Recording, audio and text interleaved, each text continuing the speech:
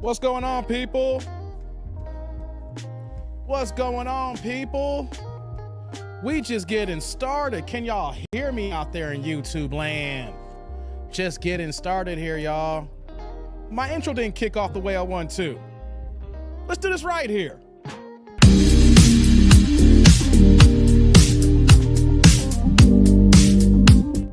There we go. Hey, StreamYard's done some updates here, so they're messing up my flow here. So look like I gotta go back to the drawing board. What's going on, people? It's that dude named Dave. I'm back in the house here. It is hump day. It is Wednesday. You guys see the title. Y'all see the thumbnail. We gonna talk a little bit about Angel Reese today, y'all. Yes, indeedy. We'll talk about a few different items. We might add a little sports touch here because of Angel, but we gonna get started here in a few moments, guys. We're gonna get started here in a few moments. I need y'all to do me a favor. I need to make sure I'm not struggle streaming. Press a 1 in the chat, baby, if y'all can hear me. Press 2 if you can't. Let's go. Oh man, what's going on, people? What's going on? StreamYard added a whole bunch of new updates here, and I have not read the instruction manual. They are always throwing little updates there, and I don't be checking for I get a million emails. So I don't be looking at StreamYard's emails with all the updates they be doing.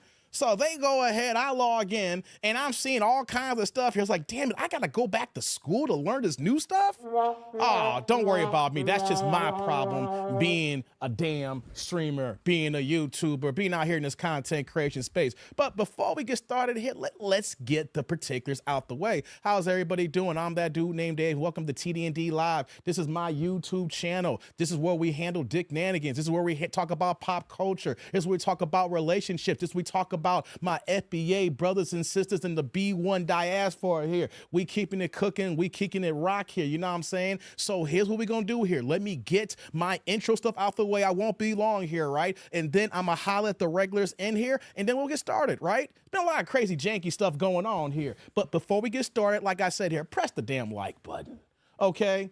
Press the like button. I still need it for the algorithm, so go ahead and show y'all love and support. Also, guys, what y'all need to do here is show y'all support for the channel, super chat, super thanks, super stickers, as well as the Cash App. You see that in the sticker below, $ that dude named Dave, right? If you guys are broke as hell and you ain't got no dough, then you can support me in other ways. Like I said, press the like button. Also, what you can do too as well is that you can go into my description box from all my videos, live streams, and you know what we got there? We got affiliate links. And what's that? Show y'all support. Your boy reps for Temu here. So if y'all need some cheap things, expensive things, medium tone things, whatever like that, you trying to figure it out, go in my description box below, download the Temu app. You make your first purchase, you get 30% off of my promo code, baby. The promo code's in the box below there. Also, after you make your first purchase, we got the other links down there for the $100 coupons there, so you can get 30% off your first. If you already been on Temu already, then you can use the $100 coupon bundle and go ahead and get your shopping splurge on.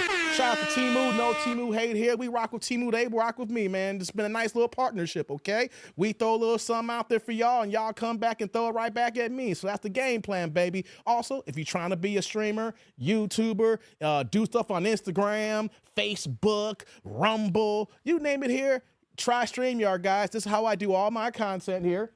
And you know what? At this point in the game, I'm lazy, guys. I'm not trying to learn no other new applications when it comes to broadcasting here, unless someone tells me they're going to pay me for the new greatest and latest and everything like that. But if y'all ain't going to pay me, we rocking with StreamYard. You go in the description box below, okay? We got the code there for StreamYard. It's got to be the paid version, guys. Don't do the freebie. Okay, don't do the freebie version, do the paid version and everything, right? And if you guys do that, then, we get a kickback for what we got going on here. So shout out to StreamYard and everybody out there that wants to be a YouTuber. If you ain't trying to be a YouTuber or whatever, y'all just want to sit back and watch me, you know what, though? Press the like button and show y'all support and love, guys. Yes, indeedy. Also, guys, hold on here. I'm seeing stuff come. Wait, give me 1 second here, guys. Let me go ahead and fix this over here. We gonna talk about a few important items here. So let me see here. Sorry guys, StreamYard's acting a little janky here, but you know what though? We deal with it though. It's technology. It happens here. You know what I mean? Let's do this here. Give me 1 second, guys. Man, That's the one thing I hate when I get started like right after work. You know, I'm so discombobulated. And can I just talk to y'all for a few moments here? You know, when I get started here, I just want to say a shout out to my FBA family, FBA B1 in the house. Yes, I rep mines, okay? We rep and support the family. We rep and support the culture. We rep the delineation movement, okay? We got to do what we got to do to get where we got to get to, because we are out here trying to get these damn tangibles. And there's a whole bunch of people out here who are shills for whatever cause it is and things of that nature. And I got to tell you, it doesn't pay to be a shill, okay? It doesn't pay to be a shill. So shout out to my FBA family, the B1 in the house here. Also, too, shout out to my Ninja Watchers. You know what I want to start doing here? I want to get the fact that you Ninja Watchers can't talk. You're busy, you're driving, right? You may be in a meeting because you're trying to sneak one in for your boy here, right? Do me a favor, if you ever get I'm going to start doing this every live stream. Even if you're a Ninja Watcher, come in the chat, press a 1, say what's up with the kid, and then keep it moving and get back to what you got to do, right? You don't got to be completely ninjas. You don't got to be completely in the shadows. Just come through, drop a 1, and then keep it moving and get back to what you're doing there. So shout out to my Ninja Watchers, okay? Shout out also to the replay gang. Okay, some of y'all can't be here live. Sometimes you don't get notifications. You know why? Because YouTube got me on the list, okay? Yeah, I've been shadow banned for a hot minute. You know what I mean? But you know what, though? We don't stop. We keep going. We keep it moving here. We don't care if we shadow ban. We know we shadow ban. You know what happens? Eventually, y'all gonna come back, and then you see all the content y'all been missing, and y'all gonna get caught up, and then next you know, you hear live with the kid here. So shout out to everybody in the building here, all right? And also, most importantly, too, shout out to the AIC, the live squad members that's in the building. Y'all help keep this show going the way it's going here, and you know you do what you do to support the cause. So thank you very much, guys. Hold on, I gotta do one more thing here on this, and then we can get this party started here. Come on, YouTube. Don't mess with me today, guys, okay? Do not mess with me, YouTube. All right, I need the help. All right, so give me 1 second, guys. Let me go ahead and add a few things here. Give me this here. Let me do this. There we go. We'll add a few things there. We'll refresh. Give me 1 second, guys, as we're just getting cooking here. There we go. We'll just save that for there. That's good enough. Hopefully that works. Let me go over here. Give me 1 second. Oh, I got to mute that. There we go. We're good now. Oh, let me do this here. I got to set a goal too, guys. See if y'all going to help the kid out. Let's see if y'all going to help the kid out. Let me set a goal here. YouTube put these things for us here, so let's go ahead and do this here. I can't start these goals early because then they'll start early before I even start the live stream here. All right, let's start it up. There we go. There we go. Now let me go ahead and see who's in the chat here, and we're going to get started, okay? So shout out to MOP. He was the first one in the building, man. Hey, yo, try what's up, Dave. Epton Bishop, the Moist Watkins, who brought this unruly behavior. Shout out to you, MOP. Pooh Man says, I beat Derek. Hey, come on, man. Y'all be competing to get up in here. He says, if you're from, thank you, Pooh Man, the #1 mod in the game here. He does other mods for other channels, man. He got the big boy wrench. He's the only one on my channel who got the big boy wrench. So, Pooh Man, I don't know if you recognize this or not, right? I am giving you the official green light, Pooh Man.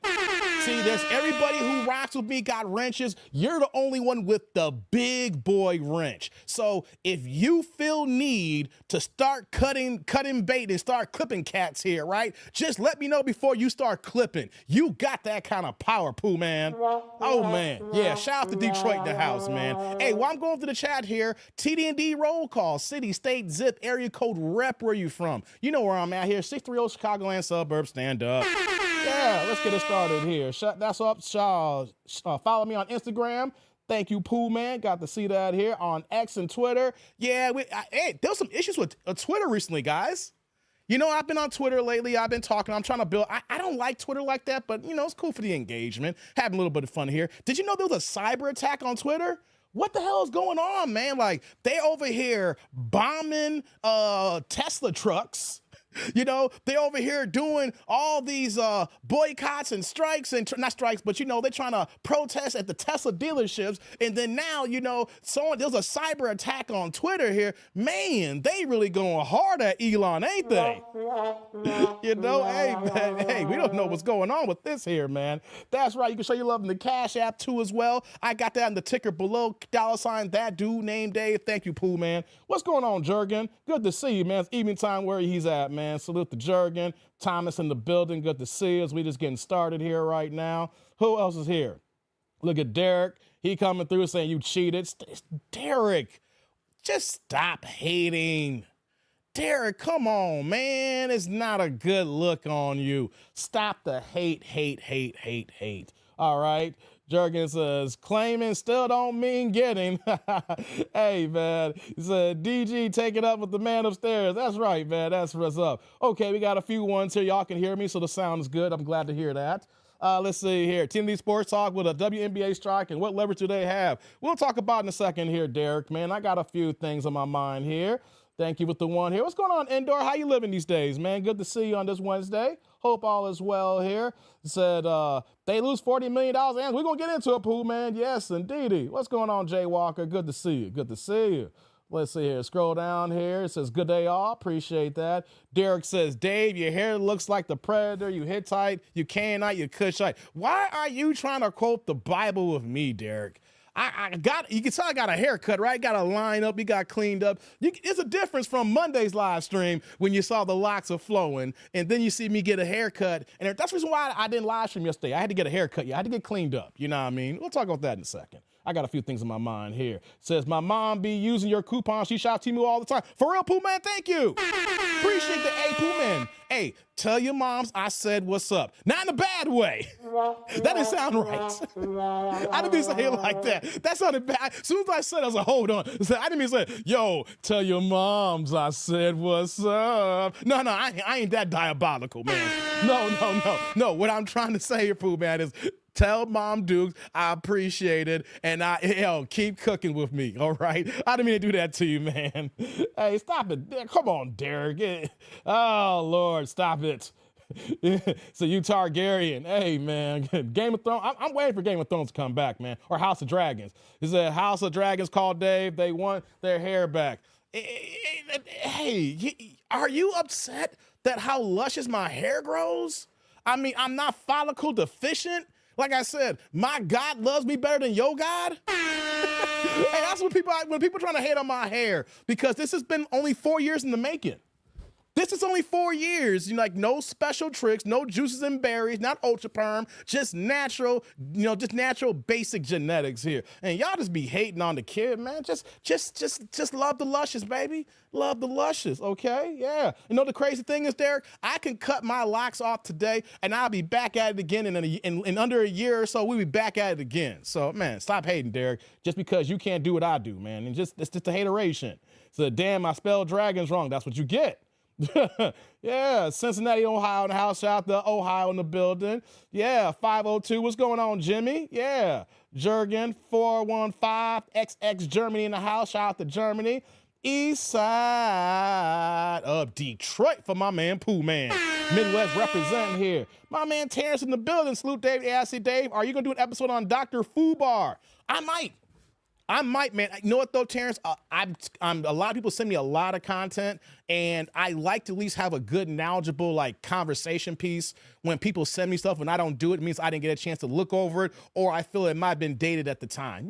So we'll see, man. I mean, Dumar, he gonna be Umar. Umar gonna be Umar. You know what I mean? So we might get to that. We'll see, brother. Said it's the Democrats' last hoorah. You got that damn right, man. They killing me, man. They are killing me. What's going on, Steven? Good to see you, man. Top of the afternoon to you, my tribal chief of my tribe. Not only Reese been on the internet for all the wrong reasons, but question, I thought she was banned from WNBA or taking legal stuff. I don't know, know about that, Steven, about her being banned. No, she plays in this summer league right now. We're going to get into that in a second, Steven. I got you, man. We're going to be on the, and if you guys can correct me on that, I'm not sure about her being banned. I mean, I know that there's some other players that may have some issues, but, y'all can correct me on that. We'll get into it, brother. Appreciate that. So, man, do you know where Mendota Street is in Detroit? Have family there. Oh, for real? Okay. What's going on, Beardman? It says salute to the squad. What up, TNE? What's going on with you, man? Good to see you, man. Yeah, hey, the beard, hey, your beard is, hey, man, hey, yo, man, if that's really if that's you in your profile picture, yo, good job on the cleanup game, brother. Hey, I've never seen you be here before, but if that's you, if that's not weave, if that's not man weave, guys, you can get like fake locks on Amazon. You can get fake beards and fake mustaches on Amazon, and then go to your barber or someone to install it so you can save money. Hey, man, if that's all you, congratulations. Derek gonna hate on you, beard man.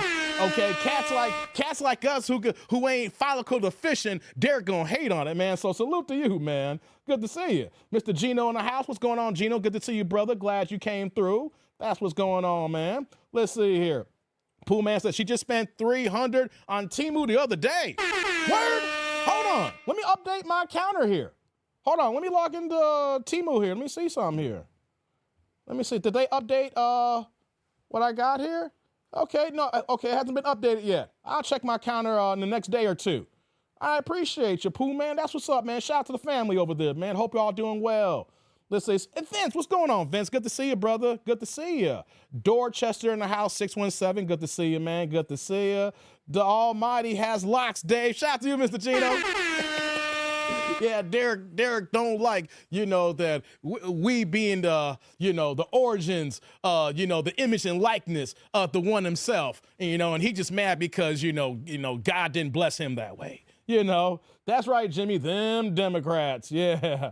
There was a rumor, no more. Okay, thank you, Jimmy. Man weave. Yeah, man. Derek, you've seen them. Derek, you might want to invest into a man weave. Hey, Derek, do me a favor. Go on Amazon right now and do a search for faux locks for men, fake locks for men, and fake beards, okay? All right? I guarantee you, they probably got a price for your budget. You know what I'm saying? That's me, brother. Okay, salute to you, man. Pause. Just let you know. I don't get, pause. I just want to put that out there. You know what I'm saying? I don't want people saying, oh, look at Dave. He grew his hair out. And now the ninja is suspect. Nah, I can respect the good beard game, man. That's cold, brother. Keep it up. Keep it clean, man. I know the ladies love it. Do your thing, partner. Do your thing. Shoot. I don't trip on the follicle deficient. Shoot. I mean, who's not follicle deficient. So yeah, what's going on, show enough? Good to see you, man. Salute to you, man. Good to see you, man. Bite me, Dave. Pause, Derek. Derek, if you say stuff like that, you gotta say pause, Negro. You gotta say pause, man. Calm down, man. Don't do it, Derek. Just go ball. Hey, Vince is telling him to come on home. He said, just come on home. Hey, man, y'all killing me here. Let's get started here, man. Let's start the conversation here, man. So shout out to everybody in the building. What's going on, Ken? Good to see you, man. Glad you came through. Pinball in the building, Little Rock in the house. Good to see you, Pinball. Hey, this is for Pinball. How you doing, my mobile mother? That's for Pinball. He loved the censor button, okay? We trying to do better with my vocabulary, with the indiscreet words. It's going to slip out from time and again, but we're going to use the censor button because you guys get the idea. BT, Broken Traditions in the building. What's going on, BT? How you living, brother? How is Georgia treating you? My man, my man, my man. Good to see you, man. Good to see you. Glad that you came on through, man. I'm taking the ticker off. You guys know how to support in the Cash App, man. Let's go, let's go. Vince says, my hair is too long in this pic. Damn, for real, Vince? Man, my hair, the last time my hair was your length was probably, 2015, 2014. I ain't been that short in like 10 or 11 years, man. So shout out to you, Vince. I had to think for a second, because I was like, when did I start growing my hair? And little by little, I stopped getting away from the bald wavelength Caesar when the job I'm working at now. It's like 2015 or something like that. So yeah, man, that's what's up, man. BT says, Georgia is lovely. You might pull up to Chicago this summer. Hey, let me know, man. Hey, let me know when you pull to the shop, man. Shoot, if you around when I'm around, we can link up, man. Shoot. You know, I mean, I'm downtown. I work in the city. So if I'm not in New York, and then if I'm in the shop, let me know, brother.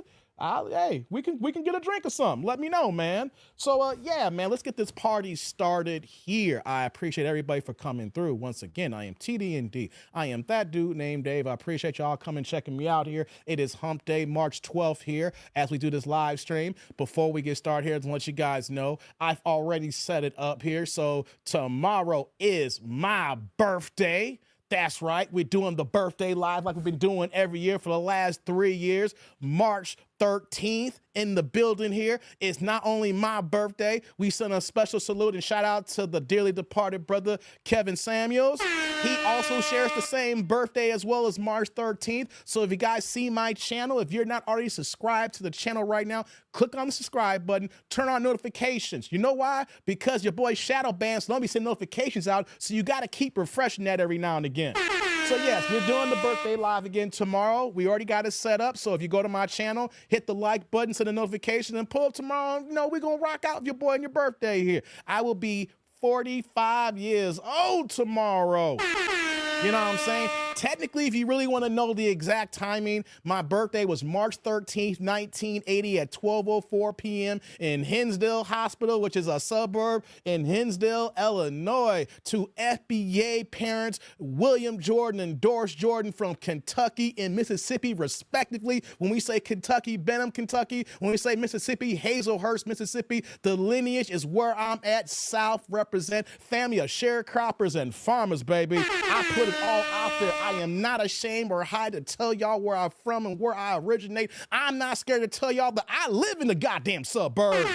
Yes, I love the suburbs. I live in the suburbs, and I'm first generation suburbs because my parents came from the south to the west side of Chicago, and then once the opportunity to come to the suburbs, they came here, and that's how I'm here right now. That's my little thing here. No, not 55 MOP, I'm 45, brother. I'm 45. Not 55, I'm 45. Not 55, I'm 45, man. That's what's up. We'll be 45 on tomorrow, man. Let's see here. Derek says, BT, bro, let me know so I can visit Dave. No, hey, BT, don't tell Derek. Don't tell Derek, all right? Leave that ninja in the lurks, okay? Leave that ninja in the lurks, man. Says, I literally grew my hair for a year and it looked like I got a taper cut. Damn, Pooh, man. Oh, man, it ain't working for you, huh? You need a little bit of extra help there. Gotcha. Except for the short interruptions, I almost have long hair. Gotcha. BT's Dave got the same B-Days. Oh, BT, your daughter's birthday is tomorrow? Hey, if I don't see you tomorrow, BT, if you don't swing on by, let me do this here. Let me give you a salute birthday for little girl BT here. Baby girl BT, happy early March 13th birthday. Let me shout your daughter out, BT. That's a great day, man. That's a great day.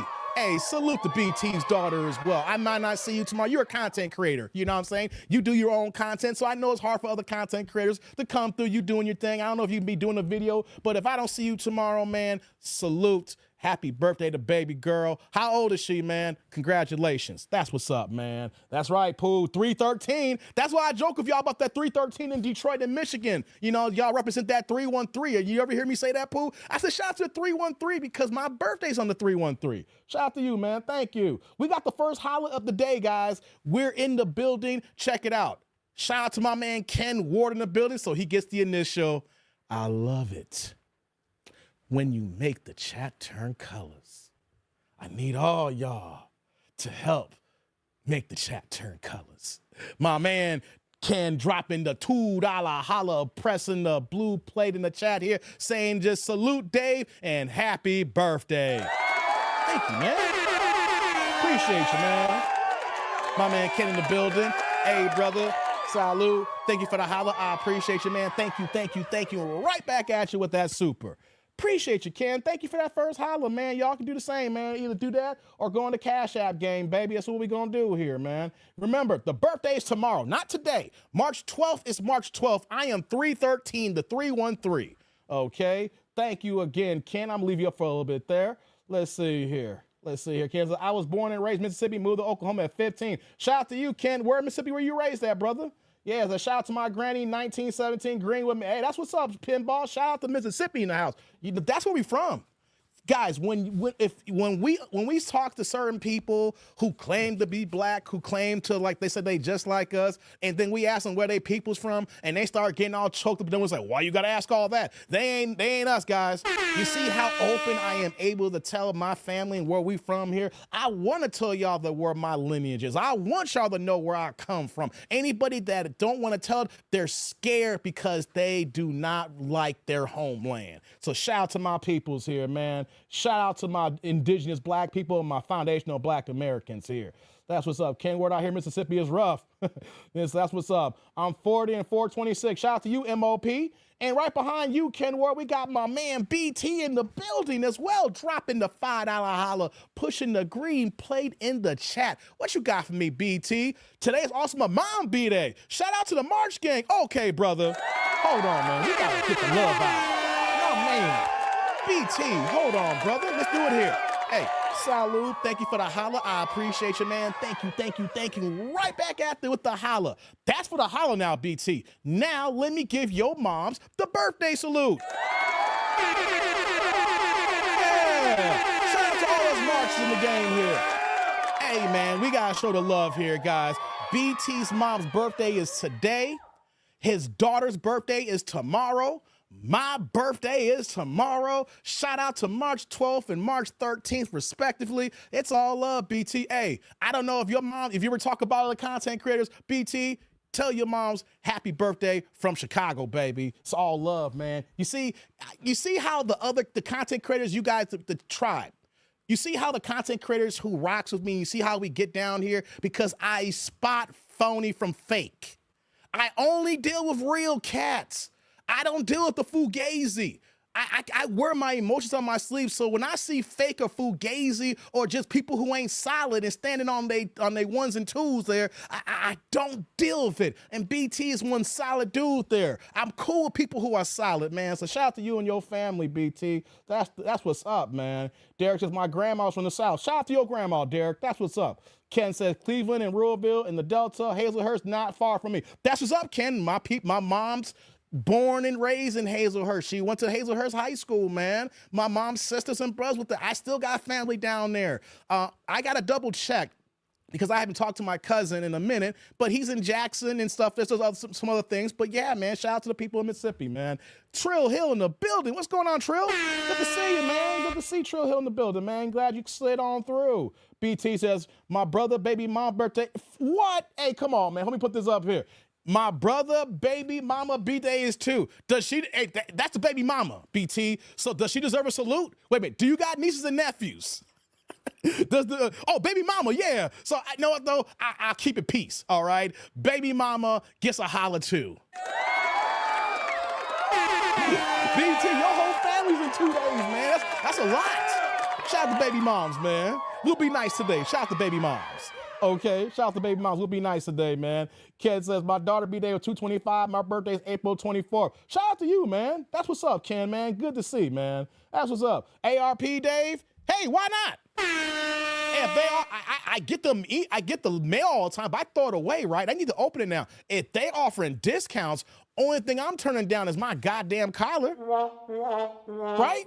Hey, man, you can't be ashamed of growing old, man. It's a process of life, man. The older we get, the better we get, as long as we keep maintaining and building what we got going on here, man. So shout out to people getting old, man. See, it's young cats thinking there's something wrong with getting old, man. You know what, though? We're only young for a short period of time. The idea is to get old and and enjoy life as we go on here. So if ARP got some discounts, baby, I ain't gonna say no. Shoot, that's some janky ass kids. Like, you're an ARP? Hell yeah. Oh, well, I don't gotta pay full price. No, I always pay full price. Oh, man, Vince says, I went to Choctaw Dance in 74, Mississippi. They all black.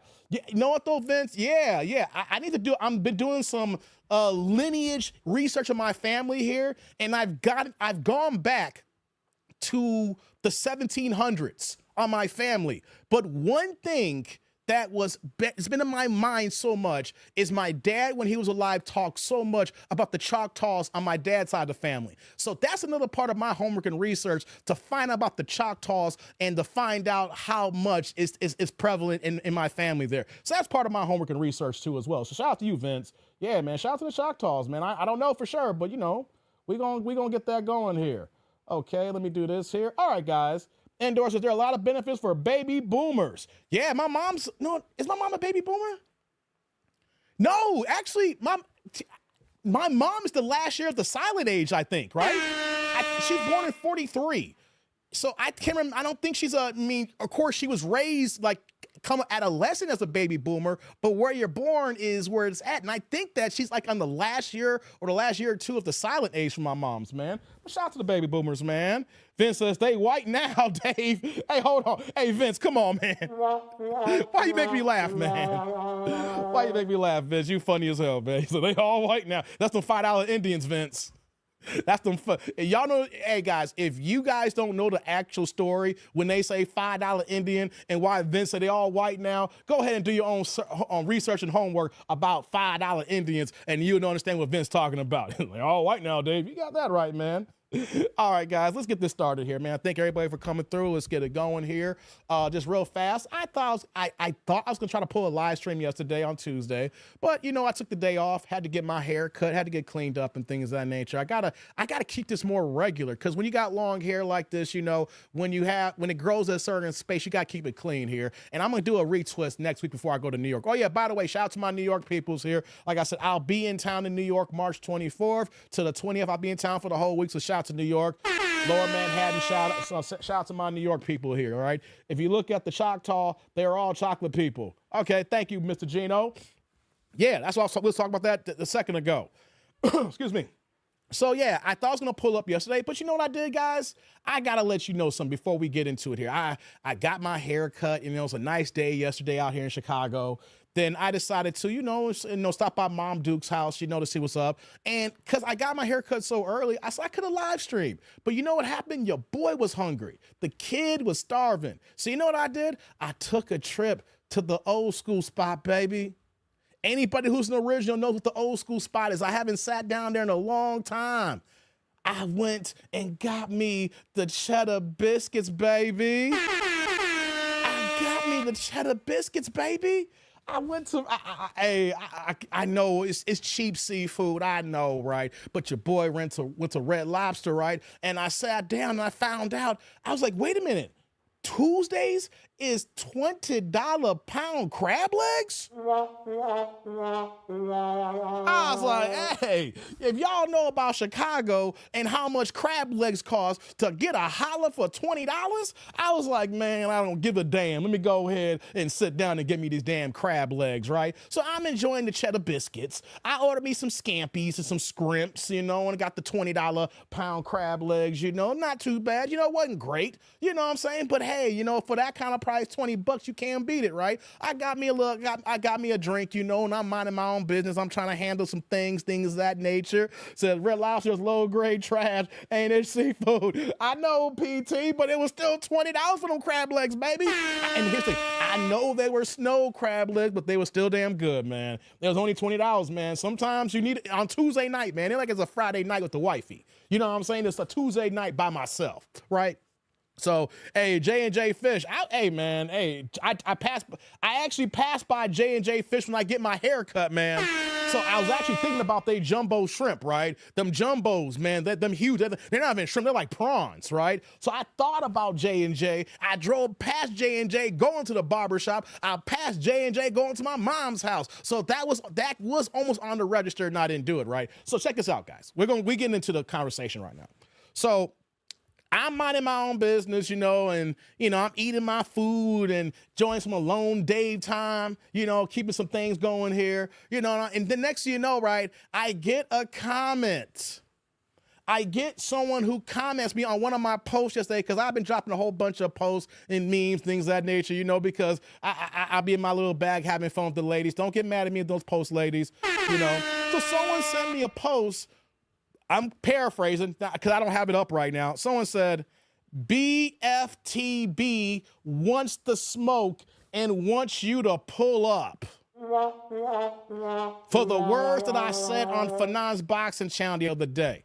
So you know what I did? I just laughed at it and kept it moving, right? So by the time, I'm not subscribed to BFTB. So by the time I did look at his channel, he wasn't live. So my thing is, I don't watch BFTB, so I wasn't trying to check and look for it here. So here's my get down here, right? I do not respond to call outs like that if that's a real call out. Saying he wants the smoke. Here's the thing. If that is not a real call out, all right, we keep it moving here. If that is a real call out for someone for me to debate, if that is what's actually real, there is no way in goddamn bloody hell would I go on that channel. I said it. You must think I'm as stupid as you guys look if you think that's gonna happen, okay? I do not do away games. I have my own channel. If someone wants to debate me, if someone wants to holler at me, if you mad about the things I said, you can come to my channel, we go to neutral territory, right? Reason why I say that, because I know his get down. I'm not gonna go on anybody's channel so someone could mute me, curse every 3 or 4 times, every 4 words, and then call me goofy every 3 or 4 words. So if it was a fake call up by somebody who just saying some shit there because you know how comment sections are, so be it. I don't respond to call outs like that. If that's real, I am not your boy, okay? I don't deal in niggerdom call outs like that, okay? If you want to call me out, you see my contact information on my channel is a good way to get at me, and we got mutual people who know each other. I don't like that crap there. And think I'm gonna go to, I'm not doing that. You know what? I was gonna go and say a lengthy thing here. No, I'm not gonna do that. I was gonna say some things. I'm just gonna keep it at that there. Here's how I will say though. I used to watch BFTV when I first got into YouTube, and I thought that he was a very witty and, you know, kind of funny content creator. I do not like this Devin Haney, no, fuck the censor button. I'm gonna say it here. This Devin Haney bullshit. I get the idea that you are a fan or friend of certain athletes or things of that nature. It's one thing to be a fan, friend, or affiliate. It's another thing to be a goddamn dick rider with knee pads sewn into your clothes. And I'm saying that when I saw on Twitter, and I'm just going through because I follow a whole bunch of people, and I don't follow him on Twitter, but because of other people, his algorithm shows up saying that Devin's the face of boxing, some bullshit like that. Anybody that says some janky ass shit like that, there's other things too. I'm just not getting down with that. All right, you could be fans of artists, you could be fans of athletes, but when you start promoting this propaganda of the face of boxing, when I don't want to spend money on that motherfucker, okay? Shout out to him for being a decent boxer and being a champion, but you're not the face of boxing if people who normally spend about $10,000 minimum on a goddamn Vegas trip do not want to spend money when the money is there. I was literally looking at the time when he was about to fight Loma, and I was like, do I want to spend this $5,000 to $10,000 or no? And I said, no, I'm gonna keep it in my pocket. And I love going to goddamn Vegas, okay? I love having an excuse from Vegas. But no, he's not the face of boxing. A man who ain't had a knockout in 5 years is not the face of boxing. I'm not gonna continue on this route here because this is not a boxing channel. You know we're talking sports today. I just had to get that off my chest. I don't respond to call-outs like that, so I was fake whatever. But I'm just keeping it a buck here. The people that keep saying this Devin the face of boxing bullshit, I stand on that bullshit, okay? I can't, no. I was telling this one story. Reason to let you know how I say words matter. About 10 or 11 years ago, I remember I got into a debate with some people when Kevin Love was with the Minnesota Timberwolves. And remember back when he was the Minnesota Timberwolves, he was making the All-Star team every year. He was having these 20-20 games, 25-22 rebound games, making the All-Star game. And I remember I went to a movie with some friends and we had this debate on basketball and people were telling me that he is a great player. And I was like a 1 on 15. I was like, that motherfucker ain't no great player. He's a perennial all-star and he's good, but he's not great. And everybody looked at me like I was crazy. They was like, what are you talking about, Dave? I said, great players get your team to the playoffs every year, even if you ain't got a supporting cast. He only got the Minnesota Timberwolves to like the first round twice and bounced out the first round every single time. So my thing is, if you're a great player, because great players, in the lottery get drafted high, so they're going to go to bad teams. But if you're a great young player, you're going to battle to get your team into the playoffs. And then as your career progress to the status that they think you are, then if they start adding little pieces around you, you making the playoffs perennially and at least getting to the second round. Once you get like a good number 2 piece, or depending on where free agency goes, that you can start competing for the conference finals. That's when I look at if you're the number 1 option, your team was great players, that not only you're an all-star, you got the stats, you got the all-NBA teams, the all-defensive teams, things of that nature, averaging 20 a game and getting to the second or third round of the playoffs, competing for championships. That's who I call great players. If you can't even get to the playoffs, you're a good player. You're a solid player. You're going to get a max contract, and it don't make you great, because words matter. If everybody's great, then that's just average now. We got to come up with a new word for people beyond great. And I use that analogy because when people say that Devin Haney's the face of fucking boxing, when people, he's not even headlining his next card. Okay? People who want to spend money don't want to spend money to see him. Okay? Plain so you might say, Dave, you're being biased. Yeah, I am, because I want to be excited when I go to a fight here. And I spend good money to go to these goddamn fights. Everybody knows who knows me knows that I spend good money on the damn plane, good money on the suite, good money on the food, tickets for the damn event so I can enjoy myself. And if I know I can enjoy myself, I'm not going to spend thousands of dollars. So from the consumer who says, nah, why would I spend that money when there's other people who give me better shows? So anybody saying the face of boxing, come on, man. Come on, I'm gonna end it on that there. If it was a fake call by someone like that, ignore that. But if you're trying to call me out, that's not how you call cats like me. And trust me, I know how I move on YouTube, but if you actually diagnose, if you see me out here, I'm not the one to debate when I'm really want to debate. You can only curse so many words, okay? You can only use so many goofies, all right? Once you get your curse words and goofies out, then we're done. But I will never go to a channel like that. Either you come here, we do neutral territory. Plain and simple. Like I'm gonna let someone mute me and call me goofy. I won't do that to him like that, but still, neutral territory. All right, let's keep it moving here. I said what I said. But I ain't tell him to come here like someone tell him to come in. No, I heard that. If it's wrong, whatever the case may be, but I'm gonna address it there. What's going on, Jay? Good to see you, man. Good to see Jay in the building here. Said not the cheddar biscuits. Yeah, yes, the cheddar biscuits, man. We doing it. Yeah, hold on. Oh, I missed. Oh, another super came in. Hold on, BT. My bad. My man BT came and dropped another hot. Hey, BT, man, I appreciate the love, brother. Dropping the $5 holla, pushing the green plate in the chat here saying, here's some bread to keep you away from lead lobsters. Can't have Dave getting sick. Come on, BT. Come on, BT. I didn't get sick, brother. Hey, hold on. Salud. Thank you for the holla. I appreciate you, man. Thank you. And right back at you with the super. Hey, man, I appreciate the holla. I didn't get sick, man. Hey, I'm telling you, even though it was cheap, it was good, man. Oh, I enjoyed myself, man. I know it's cheap, man. Every once in a while, you got to slum it up, man. I couldn't go to my favorite spots to go ahead and spend like $55 on one crab cake. You know what I'm saying? You know spots that I'm talking about where you go to the nice spots where you look at the crab cake and they say $45 to $50, $55 for one crab cake. It was Tuesday.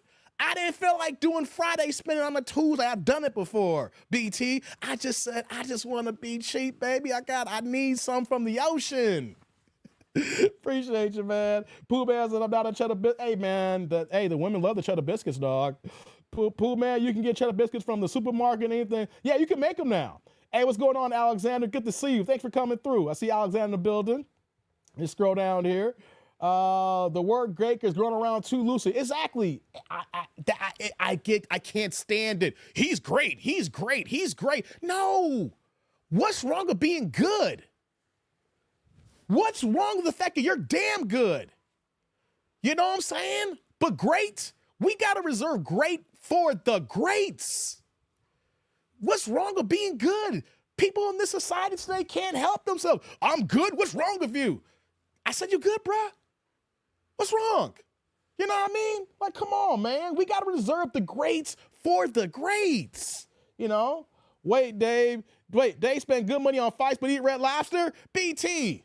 Okay, I got something to tell you. I'm going to put you on game, BT. I'm going to put you on game. Hold on. Here's what I'm going to do here. Hold on. Let me do this here. I'm going to tell you where I eat at. Okay, here we go. Here we go. Okay, BT. I know I ate Red Lobster yesterday, right? The last time I went to Vegas, for the last fight I went to was for Gervonta Tank Davis, Frank Martin, BT. I stayed at the Palazzo. Shout out to Palazzo. I think it's my favorite hotel. Of all the hotels, Palazzo Venetian is my favorite hotel. I've stayed there like 5 times already. And 3 times in the last 3 years alone. I've been staying at the Palazzo every single goddamn year I go to Vegas here. I make multiple trips here. You know what I'm saying? But check it out, BT. I'm not getting derailed here. I got to tell you something. I know I ate Red Lobster yesterday. But when I'm at the Palazzo, look these spots up, brother. I was at Cut by Wolfgang Puck. Oh, it was so good, brother. I ate there.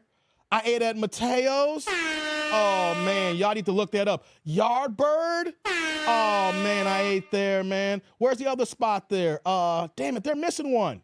My favorite restaurant. Hold on. Where's my favorite restaurant? They're not showing it here. Hold on. We're missing one. I can't think of the name right now. Oh, here we go. More. Where's my other spot at? Come on, we got to show it. No, I haven't ate at X-Pac yet. It won Restaurant of the Year. God damn it. Hold on. Here's what we're going to do here. I got to let y'all know because BT trying to besmirch my name. BT trying to besmirch my name with this Red Lobster. Okay. Palazzo, Vegas. I gotta pull this place up.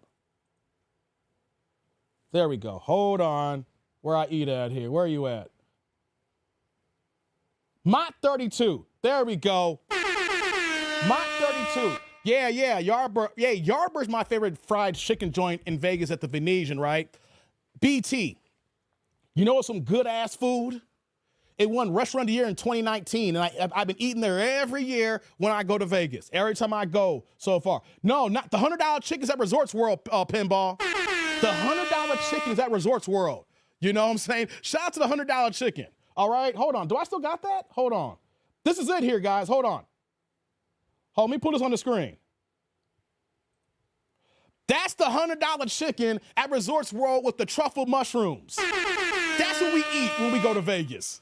We eat $100 chickens. Hey, that's some of the best chicken ever, guys. That right there, what Pinball's talking about, is the $100 chicken with the truffle mushrooms at Resorts World, guys. That's what your boy was eating. Shout out to Resorts World. But hey, BT, Mott 32. Oh, I need to upload the video so you guys can see it. I ordered the Peking duck. You have to order it in advance, like 3 weeks in advance. Because the one time I went in 2023 and I called like the week I was going to fly in town and they were already sold out. So when I went last year, I know when I was going for the Tank Davis fight, I booked it like 3 weeks in advance. I said, yo, man, you better put me down for that $120 duck, baby.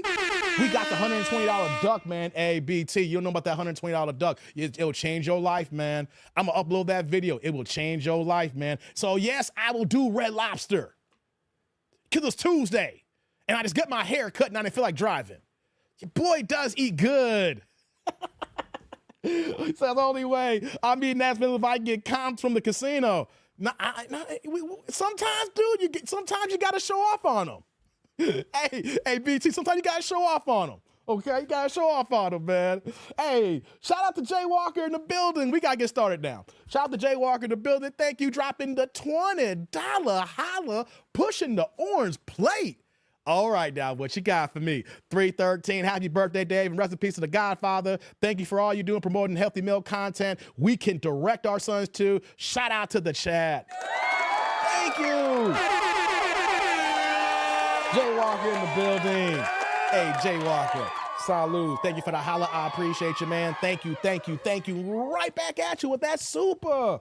Appreciate you, Jay Walker. I'm glad you've been in the building, man, since you've been here. I appreciate your commentary in the chat here. Thank you very much. Let me go ahead and acknowledge him over here. I got a couple here. Let's get started now, guys. You know, though, I'm over here messing with BT right now. BT, my guy, man. You know what I'm saying? BT, good peoples, guys. If you're not subscribed to his channel already, please subscribe to Broken Traditions channel. And if you're a mod here, drop his link. You know, because the link is not just for people for the live stream here. The thing is, we have a heavy replay gang. You know what I'm saying? So, hey, mods, if you get a chance here, drop BT's link. BT, if you haven't, drop your link.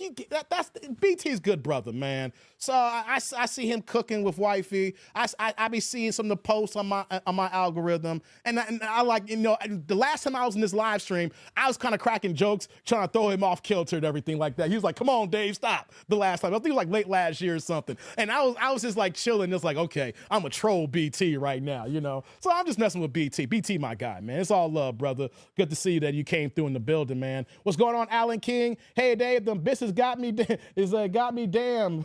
I'll never have one. Hey, come on, Alan. The cheddar biscuits, man. The women love them. Hey, the cheddar biscuits, the women love them.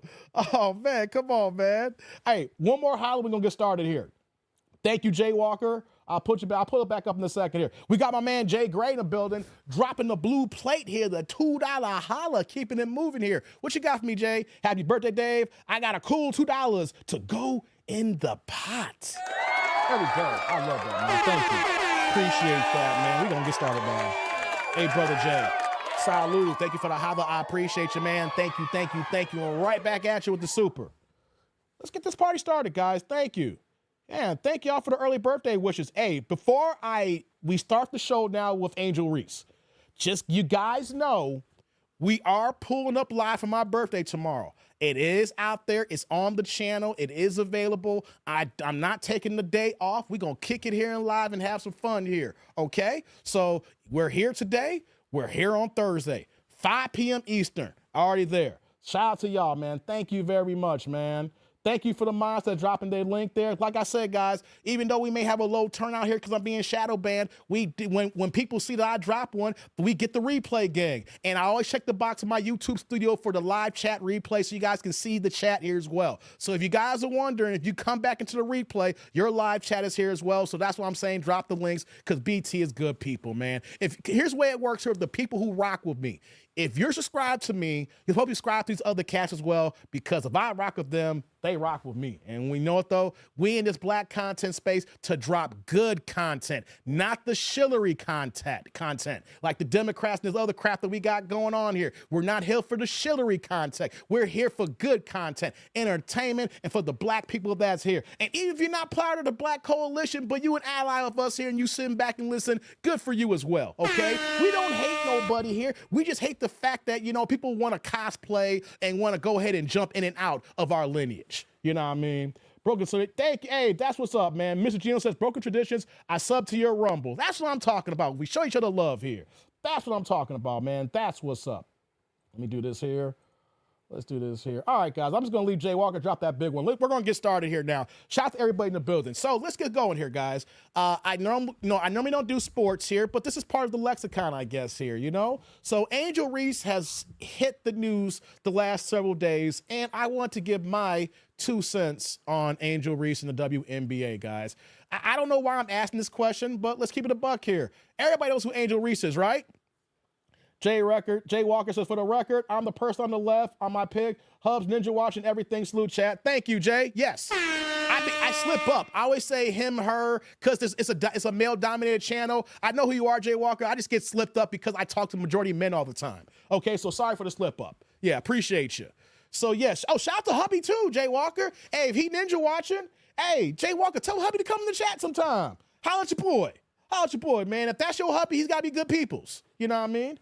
So yeah, it says, Vince says, I want a roast with the bone in it. Thank you. That's funny as hell. All right, let's get into it here. Let's talk about Angel Reese, guys. I want to have a conversation with you guys here because I was at the barbershop when I talked about it with some of my guys there, my barber. Shout out to headquarters in Bolingbrook, Illinois. My man Byron, he owns the shop there, cuts me up. If I don't go to headquarters, I go to Fades, Braids, and Locks in Aurora, Illinois. Shout out to them as well, right? Go to 2 spots to get my stuff cleaned up here. Gotta show the love where I show the love at. Anyway, Angel Reese. She plays for Chicago Sky, as you guys know. Went to LSU. won a national championship, really hit the fan, hit the scene when she beat Caitlin Clark, was in the Final Four 2 years ago when she got a ring. Caitlin Clark got her revenge, but she still didn't win a championship the next year, right? So, I'm just giving this a level set. You guys are aware that Angel Reese, Caitlin Clark were the two big rookies last year that got into the WNBA. But the main thing was who, guys? It was Caitlin Clark that really drove the ratings. One thing that people can say is that, hey, the WNBA had record ratings and had record attendance this past year. But that was due to one phenomenon, and that was the milk of magnesia of Caitlin Clark. For whatever reason it was, man, she's got this polarizing personality. People, when it comes to the women's basketball thing, they're gravitating towards her. So all the Indiana games that she played for, 'cause that's where she was drafted at, were all sold out. And of course, all games that are on the road that she went to, they had to relocate to different stadiums because of the phenomenon of Caitlin Clark. So because of Caitlin Clark and everything that's going on, and people were putting games on prime time, you saw more games on ESPN, you're seeing things in the news, you see Yahoo Sports, all the stuff like that. And the thing was, the talk was WNBA. So since the WNBA was hot, quote unquote, you could say hot or lukewarm, whatever the case may be, in the people's conversation pieces here, the ladies who play in the WNBA decided last year in October to opt out of their CBA agreement. CBA stands for people who are not sports knowledgeable, the collective bargaining agreement. Basically, it's, like I said, it's collective bargaining. It's an agreement between the players and the owners. Well, they're not called owners anymore in basketball. They're called governors. There was a thing about a few years ago where that, since the basketball is a predominantly black sport, it doesn't look good to have like 85% black people reporting to owners. So the owners are now considered governors, right? So the CBA is an agreement between the governors and the players regarding the splits, the money, TV deals, everything comes financial-wise as far as how the league is run and how money is distributed. They signed their last deal in 2020, I believe, if correct me if I'm wrong, 2019 or 2020. And so they opted out at the end of October this past year. So this season, the reason why we're seeing all the talk right now is because the NBA is in full steam ahead right now as March comes. The playoffs start in April. And as soon as the NBA season ends, the WNBA starts in the summertime. So this season, in the summer of 2025 will be the last year that the WNBA will be on their current collective bargaining agreement. After this season, if they cannot come to a deal, then there could be a work stoppage. That's happened in the NBA several times, right? Back in 1990, after Michael Jordan retired in 98, I remember that vividly. There was a work stoppage, and the league had a shortened schedule in 1999. There was also a shortened work stoppage in the NBA. What was it? 2011, when we had a 50-game season. I remember that vividly because Derrick Rose tore his ACL in the playoffs, and we were done after that point with the Derrick Rose saga here in Chicago. The NFL's had a work stoppage. I believe Major League Baseball had a work stoppage in 1994, and that was a sorry year because my White Sox was kicking ass and taking names, and Frank Thomas was doing big things, and I thought that would have been the year they could have won the World Series, but that work stoppage ended that. So there's been work stoppages in every major sport because the players want their piece of the pie because they feel that they deserve a bigger share, as well as the fact that the owners, since they run or the governors, let me make sure I get that right, they want to make sure that they get in their cut because they're providing all the resources. They own the stadium. They're paying the concession stand owners. They're paying the everybody that comes to the stadium, thing like that. They're paying the players, so they want their cut. So Pooh Man says in 1999, I was 9. I was 19, Pooh Man. NFL strike in 1989. Yes, there was a strike in 89. Yes, the Scavs were playing in 80. There was also one in 80. Wasn't there a work stoppage in 87 as well?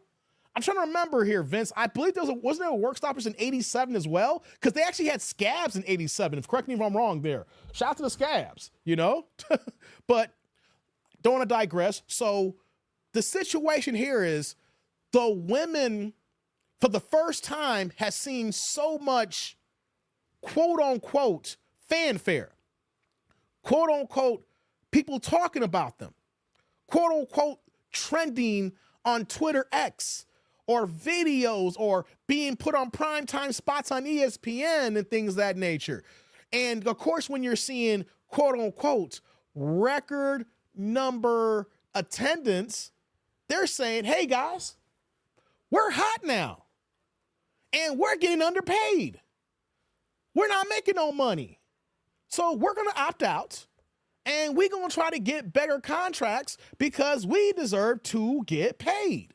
So here's what I want to do, guys. We're going to ease into this here so that when you guys come to my channel here, you guys can have a total understanding. I'm not just talking off the top of my head. I want to give you guys some information here as we go into Angel Reese comments here. So real talk here to understand that the women are being delusional. I don't think the women even understand their own financials.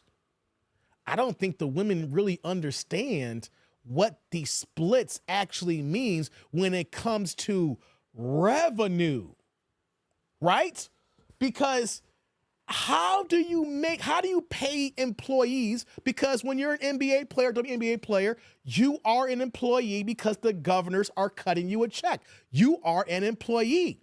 So my question is, how do you get pay raises for the employees when the governors or owners of the corporation who are cutting the checks is still taking a loss every single year?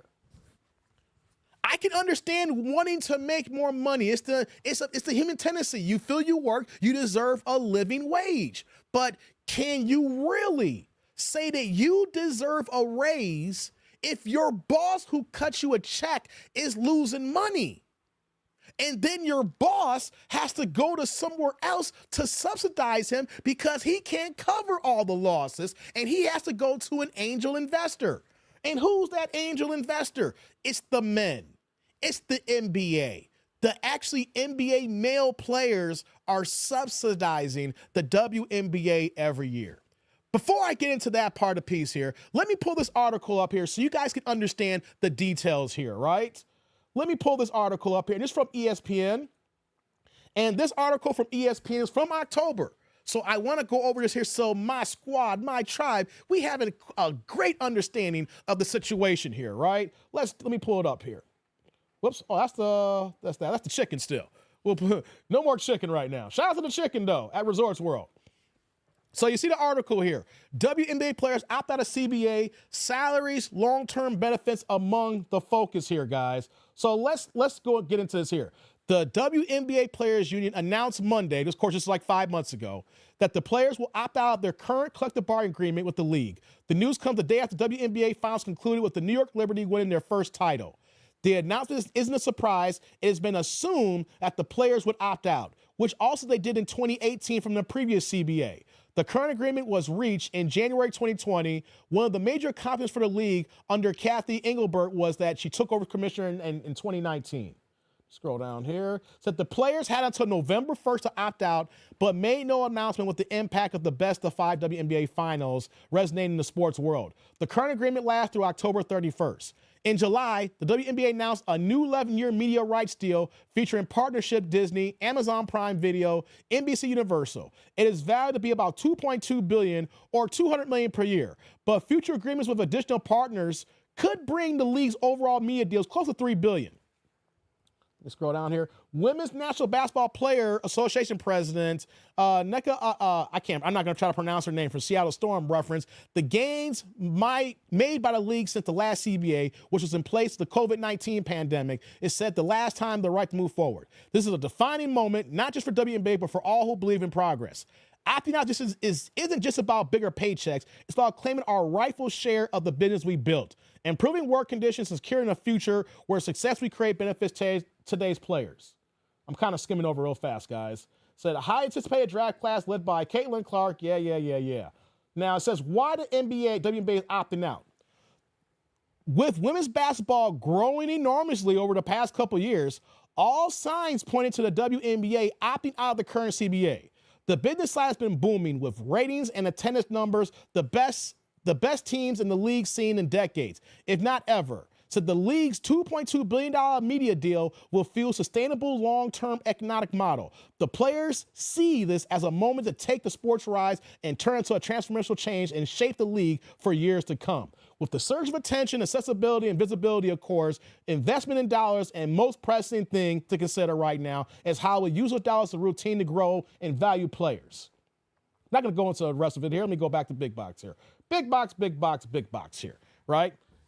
Kelvin says, you signed your contract, wait it out, everything's ain't always what it seems. Mr. Gmail says, it's America. Thanks as I watched WNBA, Vince Carter plays over there. Damn, Dank, what's going on, Dank? Good to see you. Kelvin says, even though you play in the NBA, you also have a college degree, right? Put it to work and go to work. Ain't they feeling sorry? Okay, check us out, guys. Let me get to these supers. We'll continue here. Shout out to my man T. Lee in the building. T. Lee just came in. Sup with you, brother? T. Lee in the building, coming through with the $2 holla, pushing the blue plate in the chat. What you got for me? 2 words only. Sup, TD&D. My man. T. Lee in the building. Hey, brother T. Lee. Hey, brother. Salud. Thank you for the holla. I appreciate you, man. Thank you. Right back at you with that super. Appreciate you, T. Lee. Holla at you, man. My brother who never lies, man. Always be dropping that knowledge. Always keep me on code, too, man. Always keep me on code, man. Every once in a while, T. Lee, he'll see some today that's a little off there. You know, he keeps me on code. Shout out to my man T. Lee in the building. Okay, I'm gonna get these supers and continue the conversation. I want to make sure that I don't want you guys lingering here because y'all showing the love and support. My man T. Lee came back again with another $2 holla, pushing the blue plate in the chat. What you got for me as well? Once again, just 2 more words as well because my man keeps it short and sweet. Sup, tribe? Man, T. Lee, showing the love, man. Thank you. Hey, T. Lee in the building. Hey, brother. Salud. Thank you for the holla. I appreciate you, man. Thank you. Right back at you with that super. Thank you, T. Lee. Let me acknowledge you over here with that little supers here. I'm going to like it. I'm going to heart it. There we go. We got one more here. Let me get one more. Yeah, I see the different colors in the chat, Jay Walker. So go ahead and put another one here. Jay Walker showing love again with another $10 holla, pushing the plate in the chat. What you got me, Jay Walker? Special thank you and shout out to Pooh Man. He does more background work than he gets credit for. Supermodel on multiple channels and never drops the ball. I told you Pooh Man's that dude. That's why he got the big boy wrench here. Jay Walker, I tell you this here. That's why I said Pooh Man's the only one with the big boy wrench. You don't see all the emails that he sends me to help me with talking points. Even when Pooh Man sends me emails of things that I may not do the full article or information, I will take those points and add it to the conversation piece. So Pooh Man's a big part of this show here, man. He's a big part of the channel, man. So shout out to you, Jay Walker. Salud. Thank you for the holla. I appreciate you. Thank you. Right back at you with that $10 holla. Thank you, baby girl. I appreciate you. Thank you. Let's get back into it here. I appreciate you. Hey, Derek came to the building. What's going on, Derek? Happy birthday. Well, it's the birthday tomorrow, but thank you, man. You know, we got the live stream set up for tomorrow. Appreciate it. Thank you, Jay Walker. So, I gave you the article regarding them opting out, and this is back in October. It's March now. It's March 12th now. So they opted out October 31st. So technically, like, it's been 4.5 months now, right? So why are we having this conversation today, guys? Why are we having this conversation today besides Angel Reese? Angel Reese is not the only athlete talking about this WNBA CBA deal. What's going on here? What I want to do is, hold on, let me do this here. I want to bring this other article up here right now so we can discuss this part here. Thank you, Jay Walker. I appreciate the love. Thank you again. I want to bring up this one article here from CBS Sports because it's not just Angel Reese, it's other players here, right? So let me go bring this up on the screen here. Links Nafish Collier, that's her name? Nafisha? You don't know who she is? I don't know who she is. Never heard of her. I've never heard of her before, but at the same time, though, I don't watch the WNBA. Okay, this is her here. It says, WNBA players are prepared for possibility of lockout amid CBS negotiations. Wait a minute. This is the heart of the conversation now, guys. This is the heart of the conversation. Now, I want to get into this article so you guys can really truly understand what I'm talking about here and what I mean here, right? Why we're doing this today.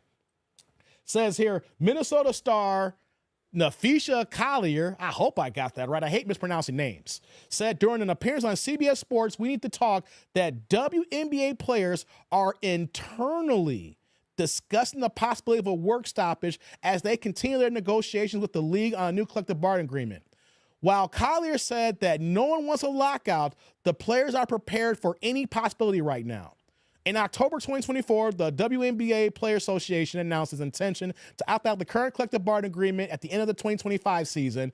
That gives the WNBA PA and the WNBA until October 31st of 2025, guys. So that's basically 5 months from now. It's March. No, 7 months from now. It's March. October is the 10th month of the year. So they have literally 7 months, October 31st, Halloween, to get a deal together. They're basically saying that we are ready to lead the transformational change that goes beyond women's sports and sets a precedent for something greater. Says, opting out isn't just about bigger paychecks. It's about claiming our rightful share of the business we built, improving working conditions, securing future where the success we create benefits today's players and generations to come. Let me scroll down here a little bit more. I'm kind of skimming here. The two sides met preliminary conversation in December, but there has been no substantial news since then. Earlier this month, Angel Reese talked about this here. We'll get into that. So, okay, I'm not going to talk about Angel Reese here because we're going to do that here in a second. Matter of fact, here it says here, in 2025, the minimum salary for the veteran with a 3+ years of service is $78,000 a year, y'all. That's what I want to get into here. The average, if you have 3 years experience here, you're making $78,000 a year, right? And it shows here that while a regular max contract is $214,466 and a supermax, the most a player can possibly make is $249,000, $244,000 a year. In the NBA, players receive about 50% cut of all basketball-related income, but in the WNBA, the players only get 10% per former All-Star Chinny, I can't pronounce her name, not gonna try it. Let me scroll down here a little bit more. We're not asking for the same salaries as the men. We're asking for the same revenue shares. Collier said that where the big difference is, we get such a small percentage of revenue share right now that affects our salary. We're asking for a bigger cut of that, like more equitable of what the men's revenue share is. It wouldn't get us anywhere close to their salaries. We're not asking for the same salaries. We're asking for the same cut of the pie of what is made in our league. There are still 8 months until the end of the current CBA, which includes an entire season that will shape discussions. A lot will happen between now and then, and it's far too early for a lockout, is clear. All right, let me go back to the big box, guys. Let's go back to the big box. Big box, big box. I see y'all supers. I'm going to get to y'all in a second. Here are these supers here. All right? Let me see y'all. Okay, I see some people came in here. Okay. Hold on here. I'm just getting caught up. Sorry, I see people in the chat here. I'm just trying to update StreamYard here. Someone said, RIP at WNBA. Hey, come on, man. What's going on, T. Orlando? I see you came through here. So let me talk about this, guys. Some of the actual statements that the WNBA players are saying, I understand what they're saying, but even though I understand what they're saying, it's an oxymoron because they don't know what they're saying. Does that make sense? I know what they're saying, Tribe. I'm going to get y'all supers in a second. Don't worry. I'm not going to make y'all late too long. I'll announce y'all in a second. I understand what they're saying, but I don't think they understand what they're saying. Does that make sense? Let me tell you how that makes sense. See, as men, the only way that men are able to be the men who we are, we have to understand women better than women understand themselves. That's how we're able to pull women, understand women, and live in a society with women. Women don't got to understand us, and it goes in all realms and fashion here. The women are saying that they only get 10% of the revenue share. They know that they're not supposed to make as much as NBA players, the male players, but they want the same share of the pie. But we got a problem with that, guys.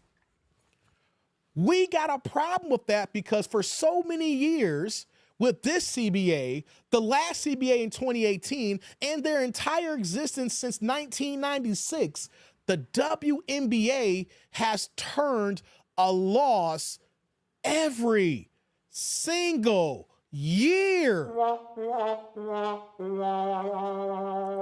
Guys, hold on.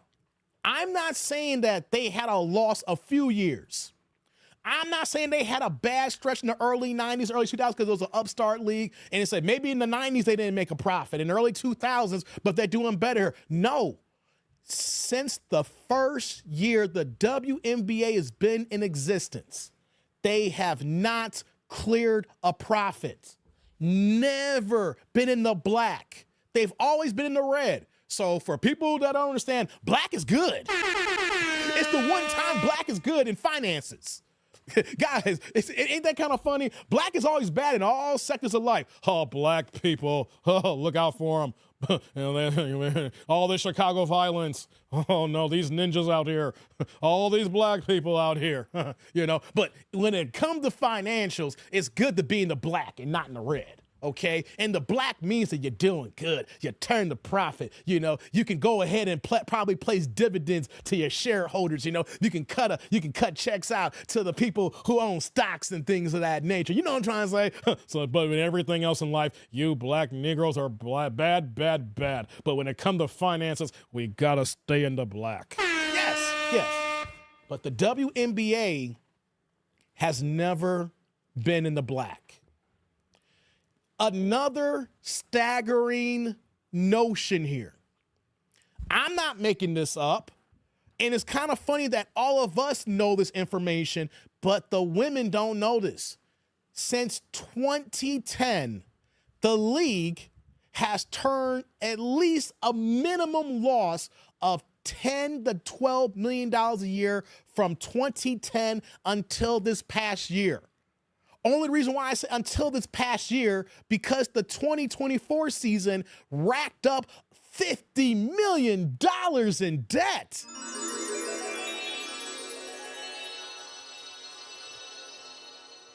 Wait. Did y'all thought I said 50 million in profit? Hold on. Wait. Rewind that back, Dave. Rewind that back. Every year since 2010, they have lost an average of $10 to $12 million a year since 2010. But the 2024 season, when they had record attendance, sold out arenas, because of Caitlin Clark, they had to move venues. They weren't playing in these small little YMCA arenas. They actually went to NBA arenas for a certain situation, or college arenas. You know it's bad when the WNBA is playing in college arenas. They ain't got their own goddamn arena, right? But this year alone, 2024 season, Caitlin Clark, everywhere that she went, sold out. Everywhere she went, sold out. Everywhere she went, sold out. Then when you saw Angel Reese play against, Caitlin Clark, Indiana against Chicago against Indiana, Midwest against Midwest, battle of the top two college players who's in the game right now. Sold out. Oh my God, the Caitlin Clark. Oh my God, the WNBA. Oh my God. And you know what? All this stuff here. And they still generated a $50 million deficit.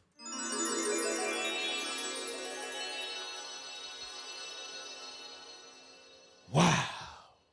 Hold that thought while I get these supers here, guys. Hold that thought while I get these supers here. Shout out to my man, Mr. Gino here with the $2 holla, pushing the blue plate in the chat saying, Dave, if we can send Cap Cam's email, would you react? Dave, if we send Cop Cam emails, would you react? You know what, Mr. Gino? I think I'm gonna start again. Hey, hold on, brother. Hey, first things first, brother. Salud. Thank you for the holla. I appreciate you, man. Thank you. Right back at you with that super. You know what, Mr. Gino? Were you in Theo's chat earlier today? Because I don't be frequenting like a lot of YouTube channels, but Theo's my guy. Shout out to Do Better Podcast. If you guys know the history, me and Theo go way back. Like in the beginning of his YouTube game. We kind of started together. I came first. He came after. We worked together, and he's doing great things. Shout out to the brother. Good brother. It's my man, 50 grand, right? And I was in the chat. He was doing dash cam. And he was like, I hate dash cams, but I see y'all love it, so I like to do it here, right? when he was saying that, I did some dash cams and I didn't care for it. But you know what, though? The live streams are for the people. The live streams for the tribe. The lives for the AIC, right? So you know what, though? I think I'm going to start doing them again, brother. So if you guys send me some dash cam or cop emails, as long as it fits the model of what I'm looking for, I just can't take any videos because I gotta source it. But if you send me some good stuff, Mr. Gino, I'm on the job. Thank you, brother. I'm on the job. I'm not saying no. Send me the right video. We'll add that to the list. Thank you, brother. Appreciate you. Shout out to my man Jay in the building. He's dropping the members check. He's been here for 17 months here. Talking about, man, them hoes broken. They ain't sitting out-ish. Come on, Jay.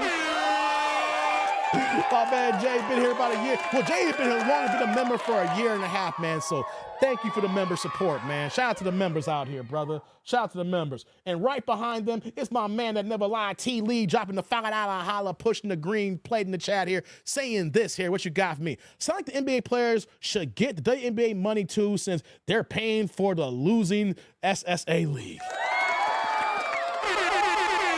Man, T. Lee, come on. I know you're gonna be having some issues about this, T. Lee. Hey, brother T. Lee, salute. Thank you for the holla. I appreciate you, man. Thank you. Right back at you with that super. Appreciate you, T. Lee. Appreciate you. Let me go back into the chat here. Thank you for the hollers here. I want to take a pause there because that was a lot there. I know so many people know this, but I want to give this to you. I want to spoon feed you this information, you know, because we're going to get into it. I want to spoon feed it to you. I don't want to rush into this, you know what I'm saying? We're taking baby steps right now as we do this live stream. I want to entertain y'all and educate y'all at the same time. We call it edutainment, baby. Yes, indeedy. T. Lee says again, would any man in the chat wear an Andrew Reese jersey or shoes? Men who won't wear the merchandise, but women and men wear NBA merchandise. Therefore, they can never make what NBA players make. Facts, brother, facts. I hear that there. Mr. Gino says, using 304 math, they think they deserve more bread. God damn, Mr. Gino. Says Kelvin says, because you pay the coach more than the players. Really? I'm pro. Coach, I got this. Hey, man, you play here. Tier Land says, certain circumstances equals Caitlin is playing. Hey, that's your girl, Tier Orlando. He loves a Caitlin Clark, y'all. Hey, tell everybody, guys in the chat, ask Tier Orlando what he feels about Caitlin Clark. He'll tell you.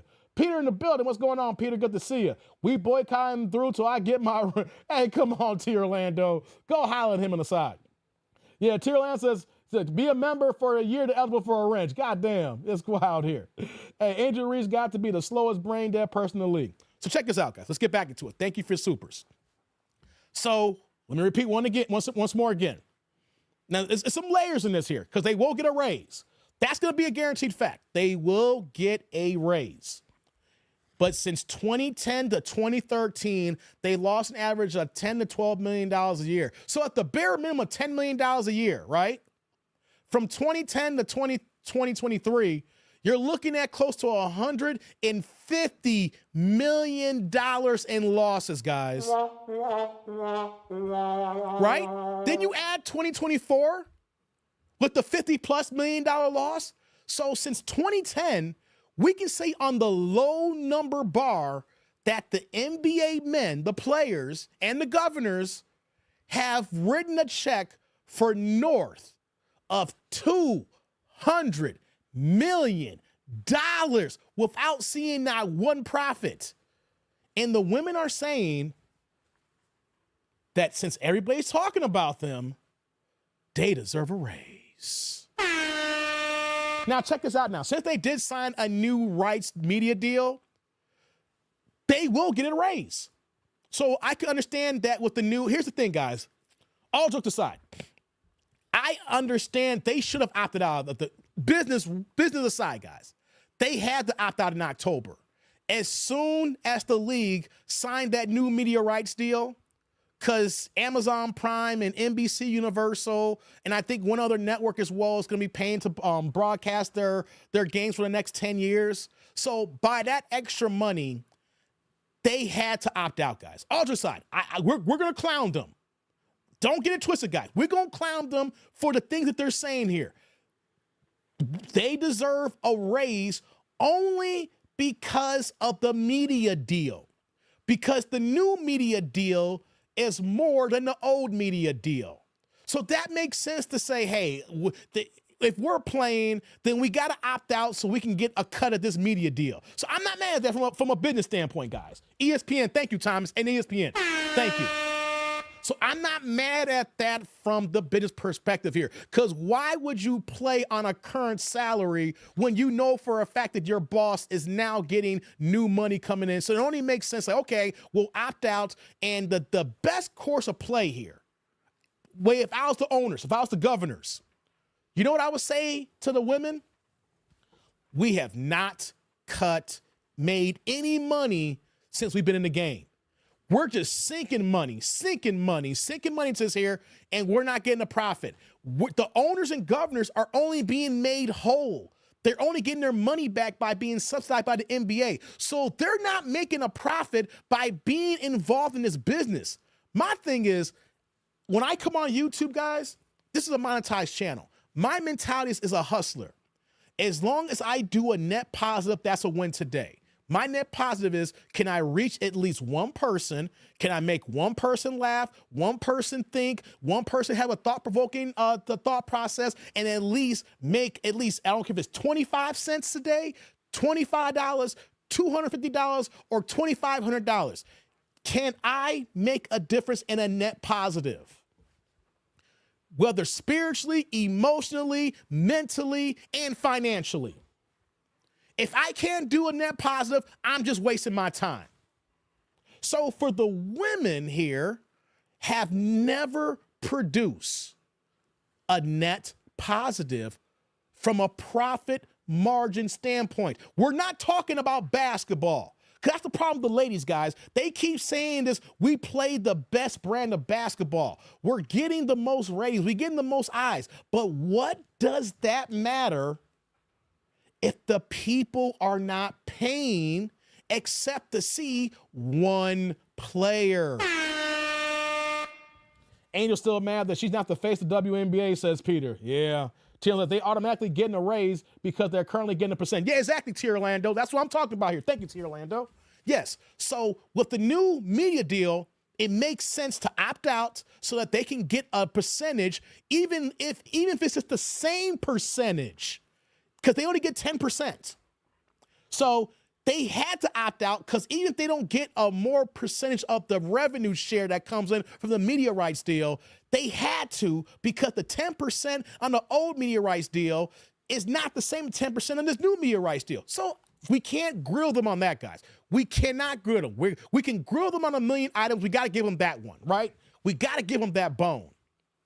The problem that I have here is, what are the women looking for? And why are they comparing themselves to the men? That is the wrong standard. The men's game and the women's game is two different leagues. The men have been in the league now for almost 80 years. The women don't understand that the men went through their ups and downs, and especially in the 70s and 80s, more downs, and the league was on the verge of closing. Do you remember? I mean, some of y'all don't. Some of y'all are young. I think Pooh Man said he was 9 in 1999, right? But did you guys know that the 1980 NBA Finals with Magic Johnson, when he played Game 6, played all 5 positions, but started at center, and then what he had like 14, 15, and 7, and becoming the Finals MVP as a rookie? Did you guys know that was on tape delay? Did you know the NBA Finals on tape delay? So could you imagine if there was social media back then? If they had Twitter in 1980, you could have found out what the NBA Finals Game 6 score was before watching it. That's how bad the NBA was. Tape delay. And then on top of that, too, the league had a major cocaine issue. Man, these dudes were doing those white lines left and right. The league was in jeopardy and peril. And real talk, if it wasn't for Magic Johnson and Larry Bird, you get the smiley Negro from Michigan to go to sunny LA. You get the white boy from French Lick to go to Boston. And you have them battle it out for all those NBA Finals. Help bring the league to what it was today. You know why? Because you had to have that racial dynamic. I'm going there now. You needed that racial dynamic back then. You needed that because the white folks love them some Boston and Larry Bird. You know what I'm saying? And we know the black people and everybody else, we loved some LA, and we had the battles there. Boston, LA, Boston, beat LA. That's the reason why the NBA is where it's at today. But there was a time when they didn't have no one subsidizing them. Right? The NBA didn't have any help. They had to get it on their own. They needed the players that had to come in to market it and actually transcend the league. And you had to have leadership at the top. No matter what you say about David Stern, Magic Johnson, Larry Bird, and then Michael Jordan coming into the league is the reason why the league is where it is at today. Right? They had to fight, claw, dig to the fact that we see now, where you see Jaylen Brown from the Boston Celtics sign a $305 million contract extension after he already had a $100 million extension from his last contract. His teammate Jason Tatum signed a $318 million extension the next year after that, right? If Luka Doncic did not get traded because Dallas thought that he was lazy, he would have been the first player with his extension to be making north of over $70 million average annually. The NBA had to go through their ups and downs. I say all that to say, if you look at all the rhetoric that the women are doing, they're comparing themselves to men, saying that we deserve the same revenue model. We deserve to get what they're getting. We're not saying that we're with them, but we're looking at them as the standard. And that's the wrong way, ladies. You should not be looking at the men. The men has put in 80 years. Hold on, guys. What did I say? The men have put in 80 years and was never subsidized by any entity. They had to get it from the mud. They had to compete and get it in. And here's the crazy thing, guys, that the women don't understand or don't even know. The men, I see people in the chat, the men get 50% of the revenue right now with their collective bargaining agreement. So the men getting $100 million contracts, $200 million, $300 million contracts, averaging, like Steph's averaging like $60 million a year. Jimmy got a new contract extension making $60 million a year when he got traded to the Golden State Warriors. Yes, they're getting 50%. Did you know up until the 1998-99 work stoppage, the men were getting 57% of the revenue. Oh, yeah. The men had to scale back during when they were, of course, they were in an up and up. And then, they had their little issues when Michael retired and the CBA and stuff like that. And they felt they had an image issue and money was issues. The men at one point was getting 57% of the revenue, and the governors/owners were getting 43%. They had that scale back where the men get 50%. So as much money as the men are still generating, they still had to scale back even all this money here. And the women not even looking at what the men had to get back in 98, 99, but thinking that they deserve more than the 10%. And the problem here with the 10% here is y'all not making no money. You know what's a big expense why they lost money last year, guys? Do you know why a big expense why they lost money? Even though it should have been a standard, but we can tell how much money they're not making. Up until this last year, the women were flying commercial flights. They weren't flying charter until Caitlin and Angel came in. Hey guys, I'm going to New York in a week and a half, right? In the past, I could have been at the Delta terminal and could have saw the whole team there. They were flying with us. But check this out now. So now the whole league is flying charter. They're like, well, we got to do better by the ladies. We got to get better flights for them. But you're not looking at the bottom line in the figures here that says, yes, this is what's needed, but can we afford it? And the question at the time, of course, is no, because you were losing $10 million a year for 14 years. You add charter flights, and now you're up $50 million. There's a lot of math that the women are not mathing right now. Yes, you're supposed to opt out to get that 10% percentage of that new media deal. But to get now into Angel Reese's comments here, you guys, where that your boss is losing money and you're threatening to sit out. I'm gonna tell you something right now. If I was a WNBA owner / governor, I would hope for a work stoppage. You know why? I might save money and make some money for not having to pay y'all chicks for a whole month and change here of L's I've been taking for the last all these damn years, decades.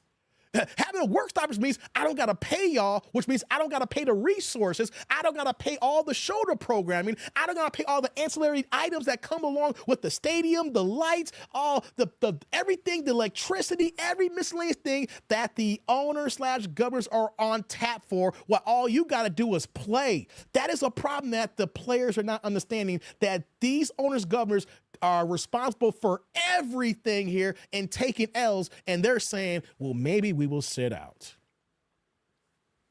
Let's do this here, guys. Let's do this here.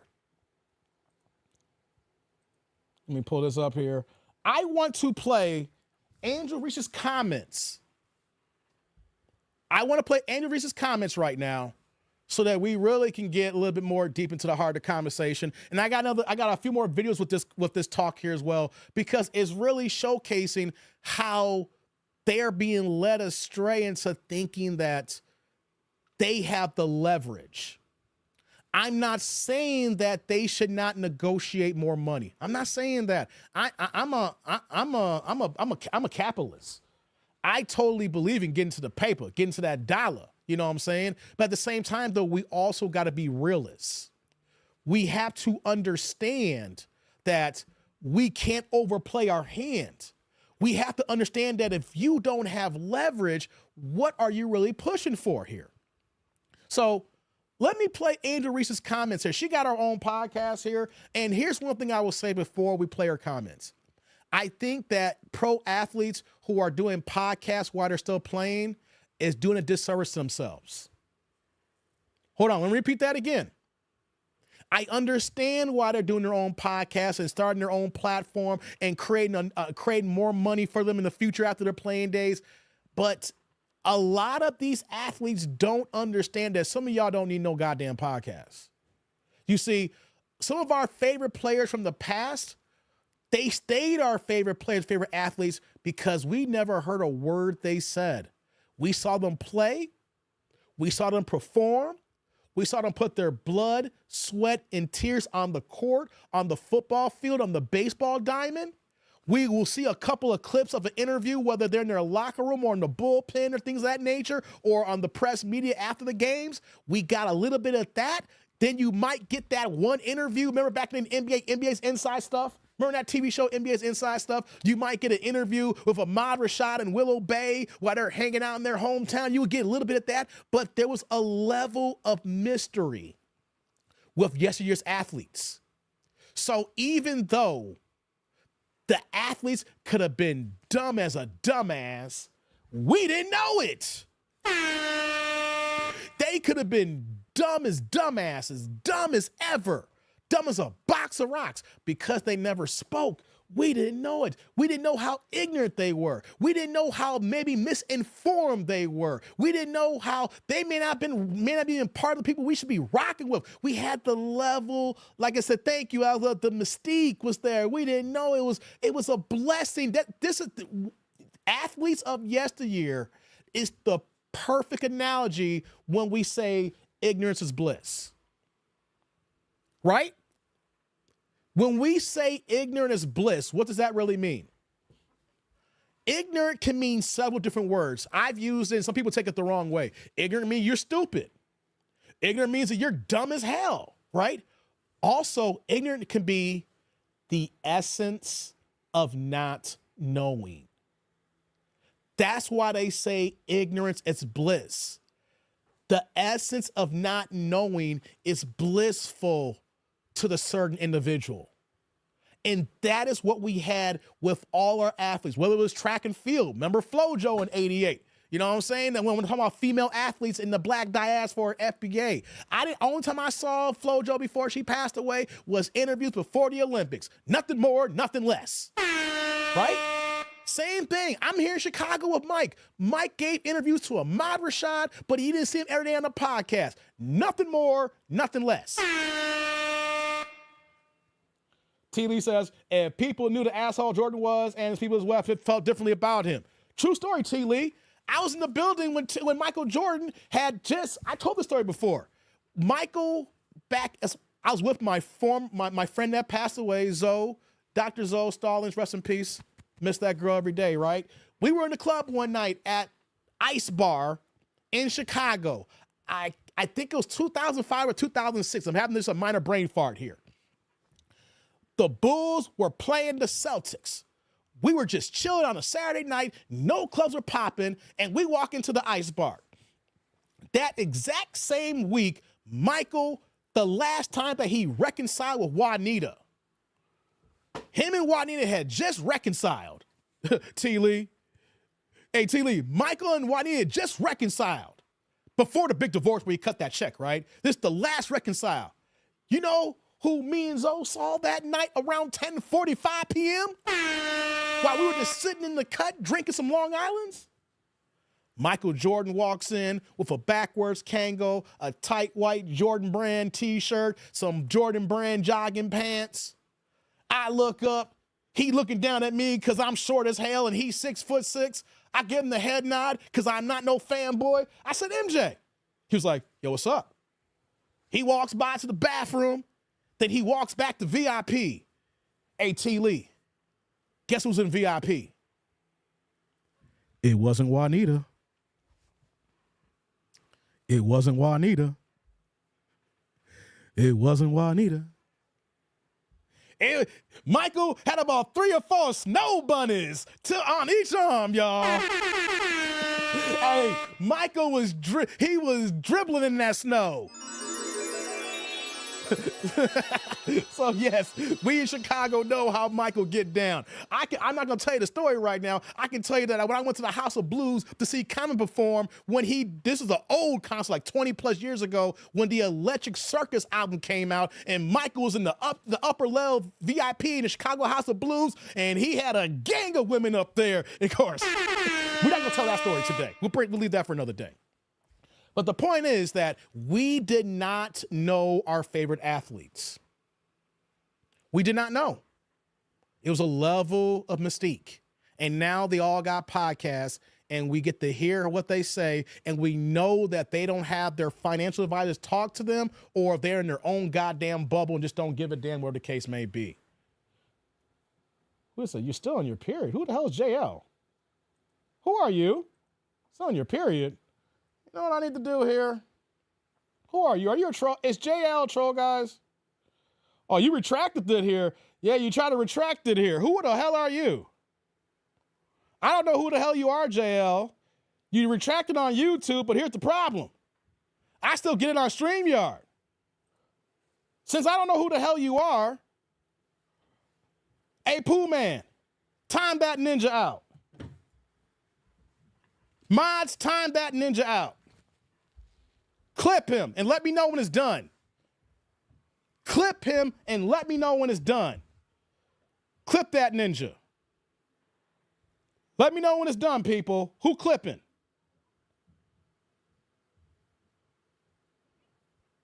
If y'all ain't gonna do it, I am. You've been clipped. You think you're gonna come in here and talk? Hey, no. No. One strike and you're done, baby. One strike and you're done. Okay. Says Angel Reese is gonna be the reason that the NBA cancels the rest of the league. Let me get to these supers. I want to get to this Angel Reese video. Shout out to Sheila in the building. Sheila coming through with the $1.99 $2 holla. What's going on, Sheila? My girl Sheila's in the building saying listening and doing spring cleaning. Salute. Sheila, what's going on, girl? Hey, salute. Thank you for the holla. I appreciate you. Thank you. Right back at you with the super. Appreciate you, Sheila. Thank you. Hold on one second, guys. 1 second. Something just came in here.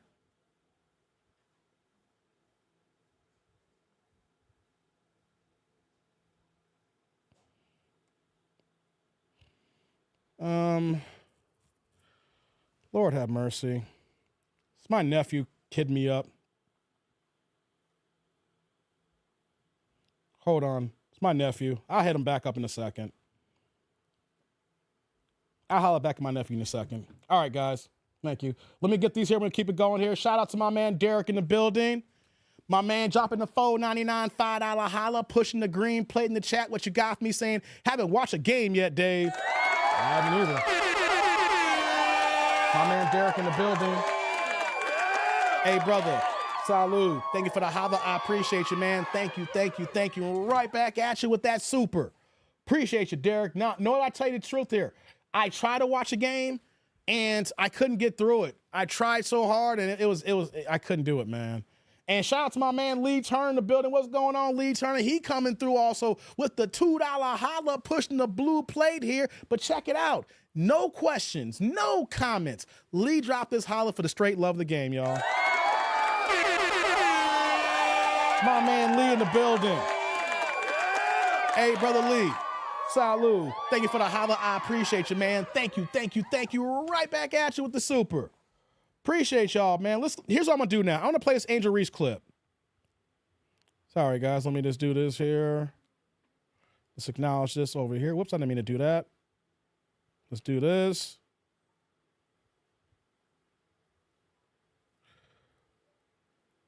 Thank you, guys. Sorry, let's do this. There we go. I want to acknowledge y'all over here. All right, guys. There we go. Thank you, Lee Turner. I appreciate you, man. So let's do this here. I'm going to play this Angel Reese clip here. So you guys have probably heard it. I'm playing the exact clip. I ripped it. So it's so you guys can hear what they say here. That cardigan chill is among for a lesbian. Come on, to Orlando. What the? All right. Let me go ahead and pull this up here, guys. Yeah, that's what happened. Damn. Yeah. Sorry. Were we the other team? No. Yeah. Yo, we had no chance. Yeah. Hold on, guys. 1 second here. Hold on. Whoops. Something's going on here. Give me 1 second here. What's going on here? Oh, see, StreamYard messing me up here, man. There we go. Sorry, guys. This has been updates to StreamYard, so they're not even allowing me bringing it up properly here. Now let's do this now. There we go. Here we go, guys. This is Angel Reese on her podcast. So she's got somebody else on the squad here. Said, that dude named Dave, don't you have a ticker that runs at the bottom of the screen, or am I thinking something else here? I do, but I took it down, Alexander. If you need any information in the description box below, okay? I have the ticker on the beginning of the shows and the ticker at the end of the shows. All right, guys, here's Angel Reese on her podcast. Let's get into it. Yeah. Sorry. Were we the other team? No. Yeah. Yo, we had no chance. Yeah. Start saying y'all was. We weren't. I knew it wasn't us. I'm mad. With the Dallas, you're gonna be having a good time. Dallas is a nice. I want to live there. I do too. I always did. I always want to live there. Dallas, you gonna get a house there? Probably. I don't know because right now we're in Arlington. And then next year they're moving to the city to Dallas. Really? So I'm like, I don't think I want to get a house in Arlington now and then have to drive 30-40 minutes every day to the city next year if I stay. So probably not yet. Stay. I'm on a 1 year. Everybody's basically on a 1 year except rookies. Except y'all. Y'all gotta pay y'all dues. Yeah. Mm-hmm. We all did it. Yeah, the CBA is coming up. I can't wait.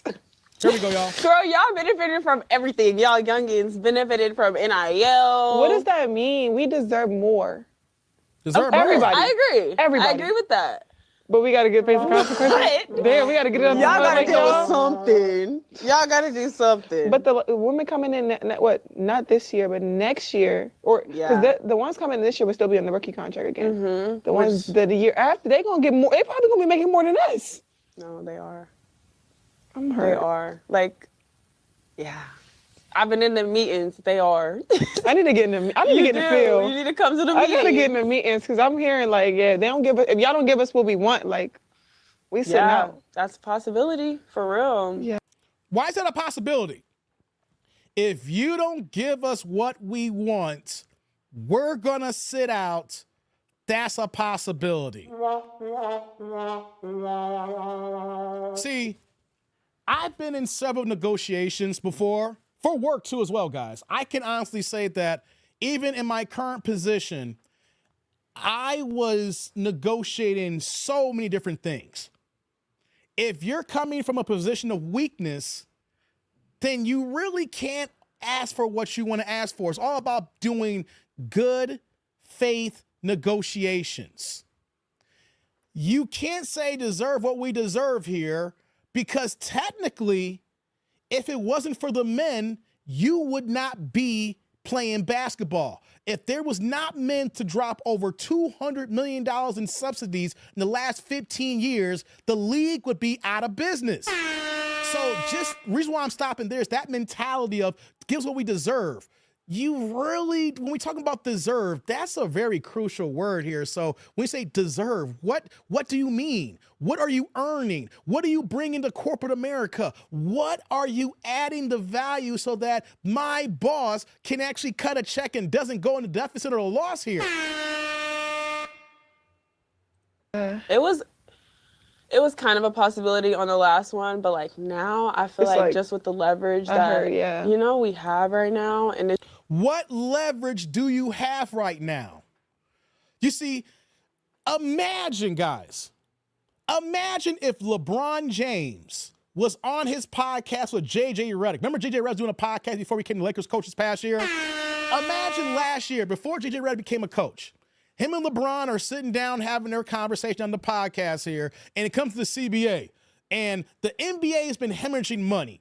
They're losing money. And LeBron's like, I don't know, man. We're going to sit out. We don't get what we want. Well, you know, we're going to sit out. We're going to what? Everybody would kill LeBron James. People kill LeBron James today. You know what I'm saying? But they would kill LeBron. It's like, dude, your league's losing money. What are you talking about deserve? You need to take a pay cut so you can keep getting a paycheck. You see, if you are taking L's, you need to maximize every effort to maintain your job. This is what I'm talking about, good faith negotiations. It's just a time that women's basketball is going crazy. They're really, it's gonna be a time next year. Ooh, so I'm excited. But we deserve it. I'm excited. How was it to feel like how was it when you felt, when you got the calls? Hold on. I want to play that one more again, guys. I want you guys to hear it one more time. They're constantly saying deserve. We need to get what we need to get. I get it. If I'm working and for some reason I see other part of my industry that's seeing this check and I'm supposed to get this check here, I get it. Everybody wants to get a pay raise, even if it's only 3.5%, because you guys work regular jobs, right? You do your raise review at the end of the year. You know, sometimes some companies say you should be happy you're getting the 3%. You know, depending on the job here, you get 4, 5, 6%. You work at a really good company, you know, certain sectors and where I'm at here, we give 10, 15% annual raises. You know, so people get into the bag and everything. But if you understood the plight of your industry and then you got to go into negotiations, you should understand your numbers before speaking on it.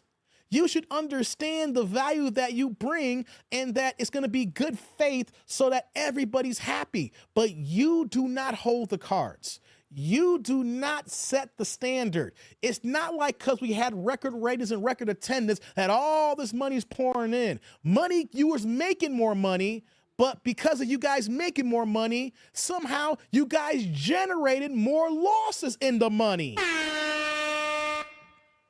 Look, stop it, T. Orlando. You said lambs equal leverage. Stop it, man. Yams equal leverage.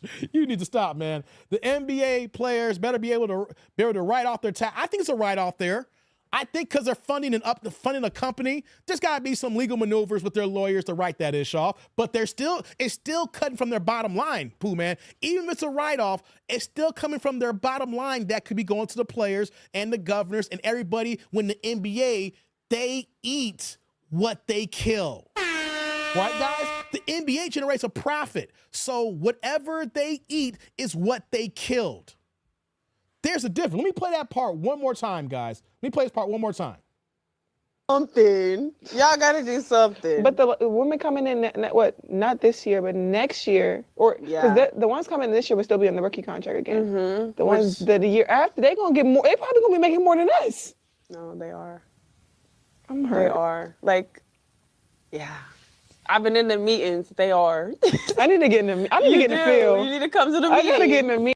Let me ask this question here, and I'm not trying to disrespect Angel Reese, but this is the woman who literally said on social media and on camera video, she don't even know what her WNBA salary was. See, it's these little talking points that we got to ask ourselves here. Like, I get it. You guys want to see this extra money. But if you don't even know your own salary and what the check that they paid you for this entire year, how can you say I need to go into these meetings to know what's going on? You don't even understand your own personal finances. You've handed that off to somebody else. So what good is it for you to be in these meetings if you don't even know that you make $80,000 a year from your WNBA salary?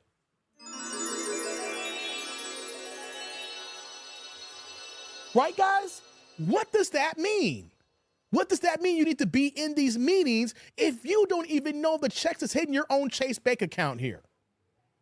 Because I'm hearing like, they don't give us, if y'all don't give us what we want, like, we sit out. That's a possibility, for real. Yeah. It was kind of a possibility on the last one, but like now I feel like just with the leverage that, you know, we have right now, and it's just a time that women's basketball is going crazy.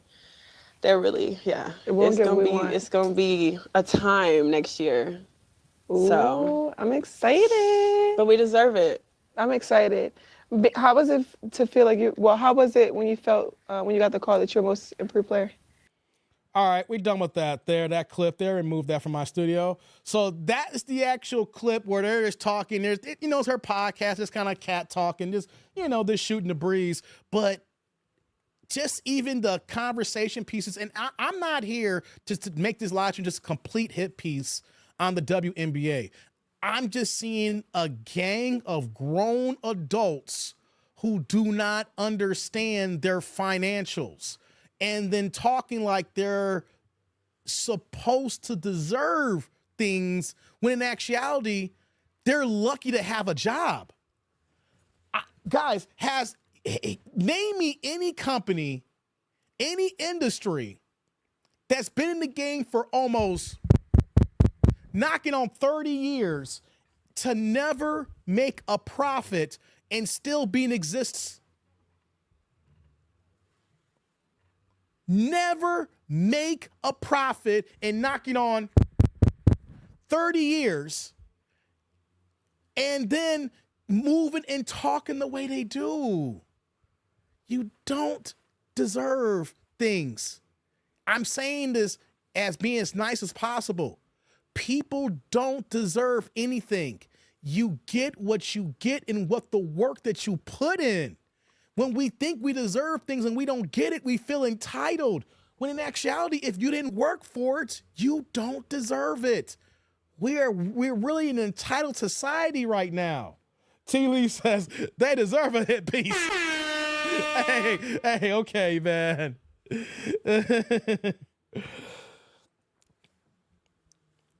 I'm not, okay, I already addressed this at the beginning part here.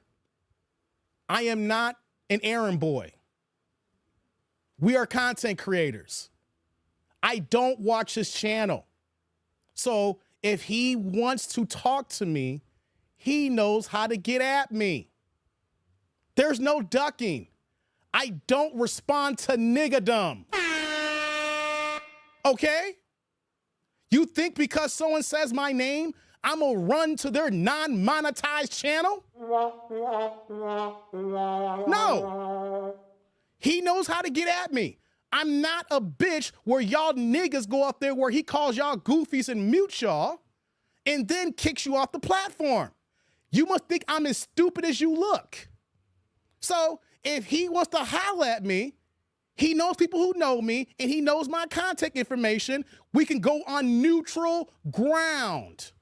I'm not playing away games. Ain't no duck. I'm not a dumbass like you. So since you're a dumbass, here's what you get.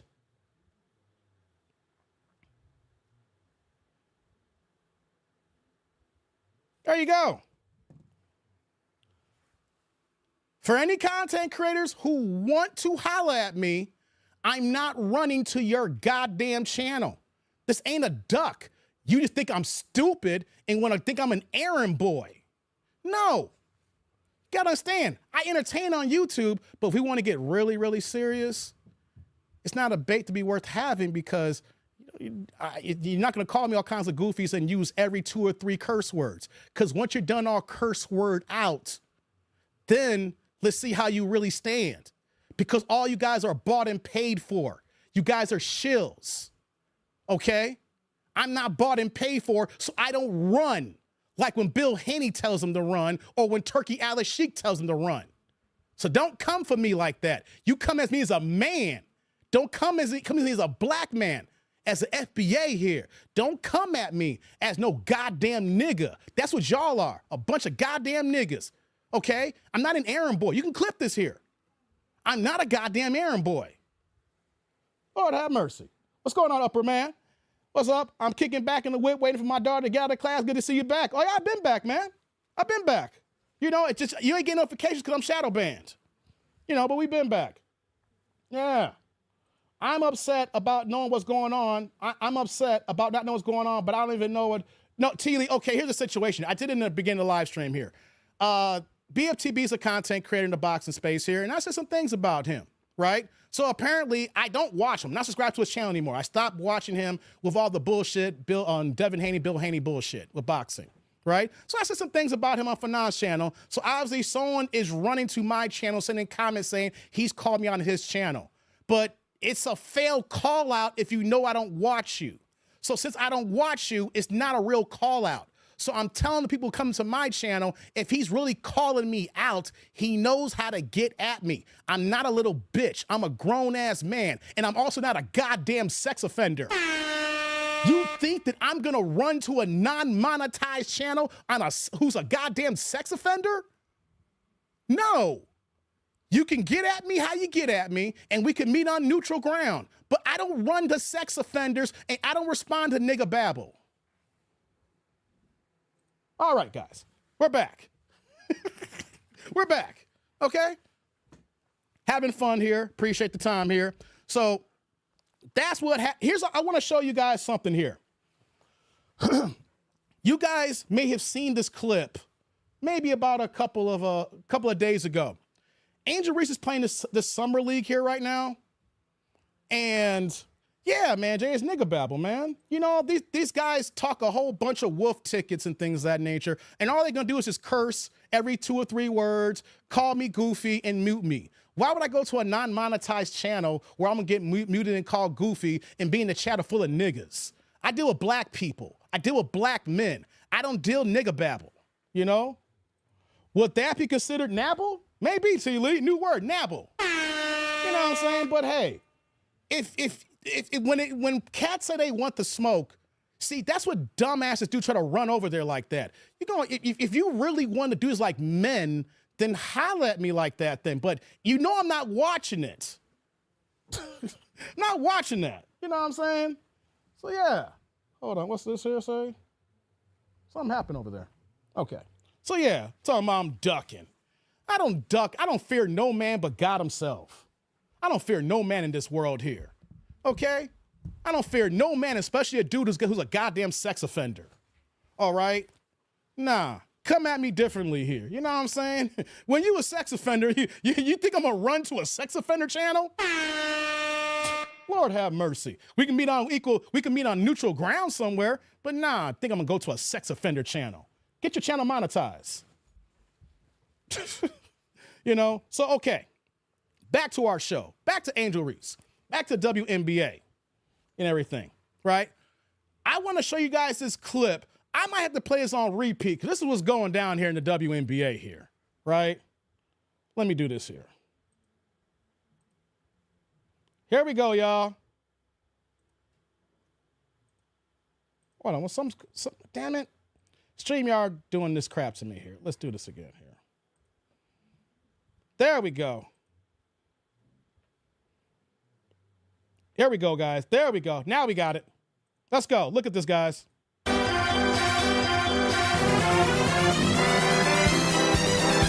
is Angel Reese, guys.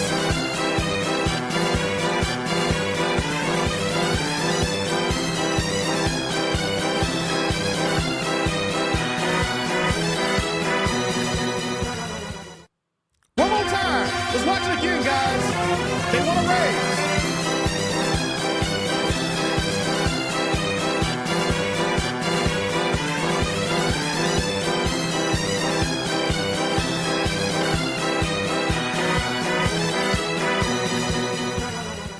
One more time. Come on, one more time. One more time. One more game.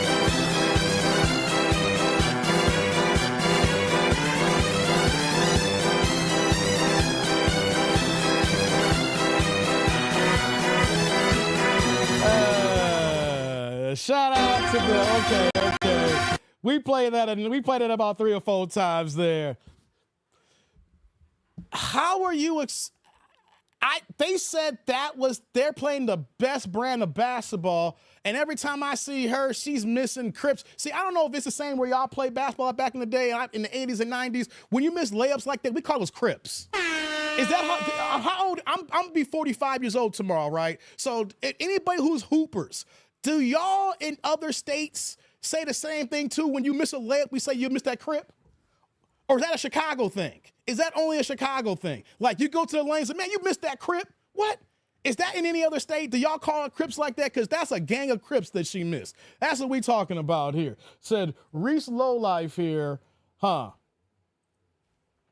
Wait, hold on, guys. I got a phone call. 1 second. Let me go on mute. I got to take this phone call.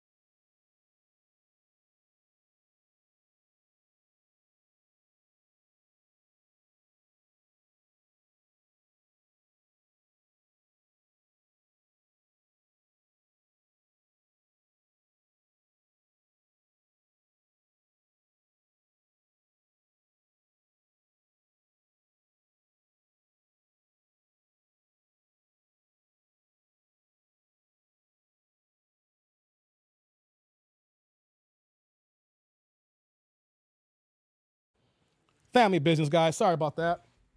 Family business. Family business.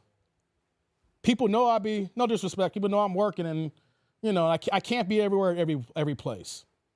So back to it. Let's back to the show. Thank you, guys. T. Lisa, that's a Chicago thing. Okay, that's a Chicago thing. That would have gotten you shot in Little Rock in the 90s. Not saying shot, but we call those crips when you miss all those crips. You miss a layup, you missing crips. Thank you, T. Lee. Thank you. So T. Lisa, that's a Chicago thing. Yeah, we call those crips. You miss all those crips, man. Yeah, okay. That's what we say in the shy here. You missing all those crips. What's going on, Case? What's going on? Good to see you, man. So Reese's low lives, huh? Yeah, exactly. Okay. Angel Reese, the queen of missed layups. Hey, man. Hey, that's wild. Yeah. That's wild. What's this here? Man, the Democrats are blowing me up right now, man. They know something here. The Democrats are sending me some stuff here, man. I guess I'm on the radar for something here. I don't know. The Democrats, they got to stop. I'm not even gonna address that email that just came in. Peter says, this is the ambassador they want to follow, talking about what she deserves. Could you imagine, guys? I'm gonna get to my next video in 1 second here. Can you imagine that you're paying quality money to go to a game to be entertained? So you get dressed, you get cleaned up, you get dressed, and then you got to put gas in your car to drive to the stadium. Then, you got to pay for parking, because no matter you go to a basketball game, especially out in Chicago, you got to pay for parking. What's going on, EJ the Skip Master? Good to see you. Then Then, of course, you got to pay for your ticket to get in. And then, of course, overpriced stadium food where you're getting a hot dog or a beer and nachos. And you do all that, you sit down, and then you're watching the game, and then you see this. How would you feel spending a couple $100 after all that to watch this? One more time.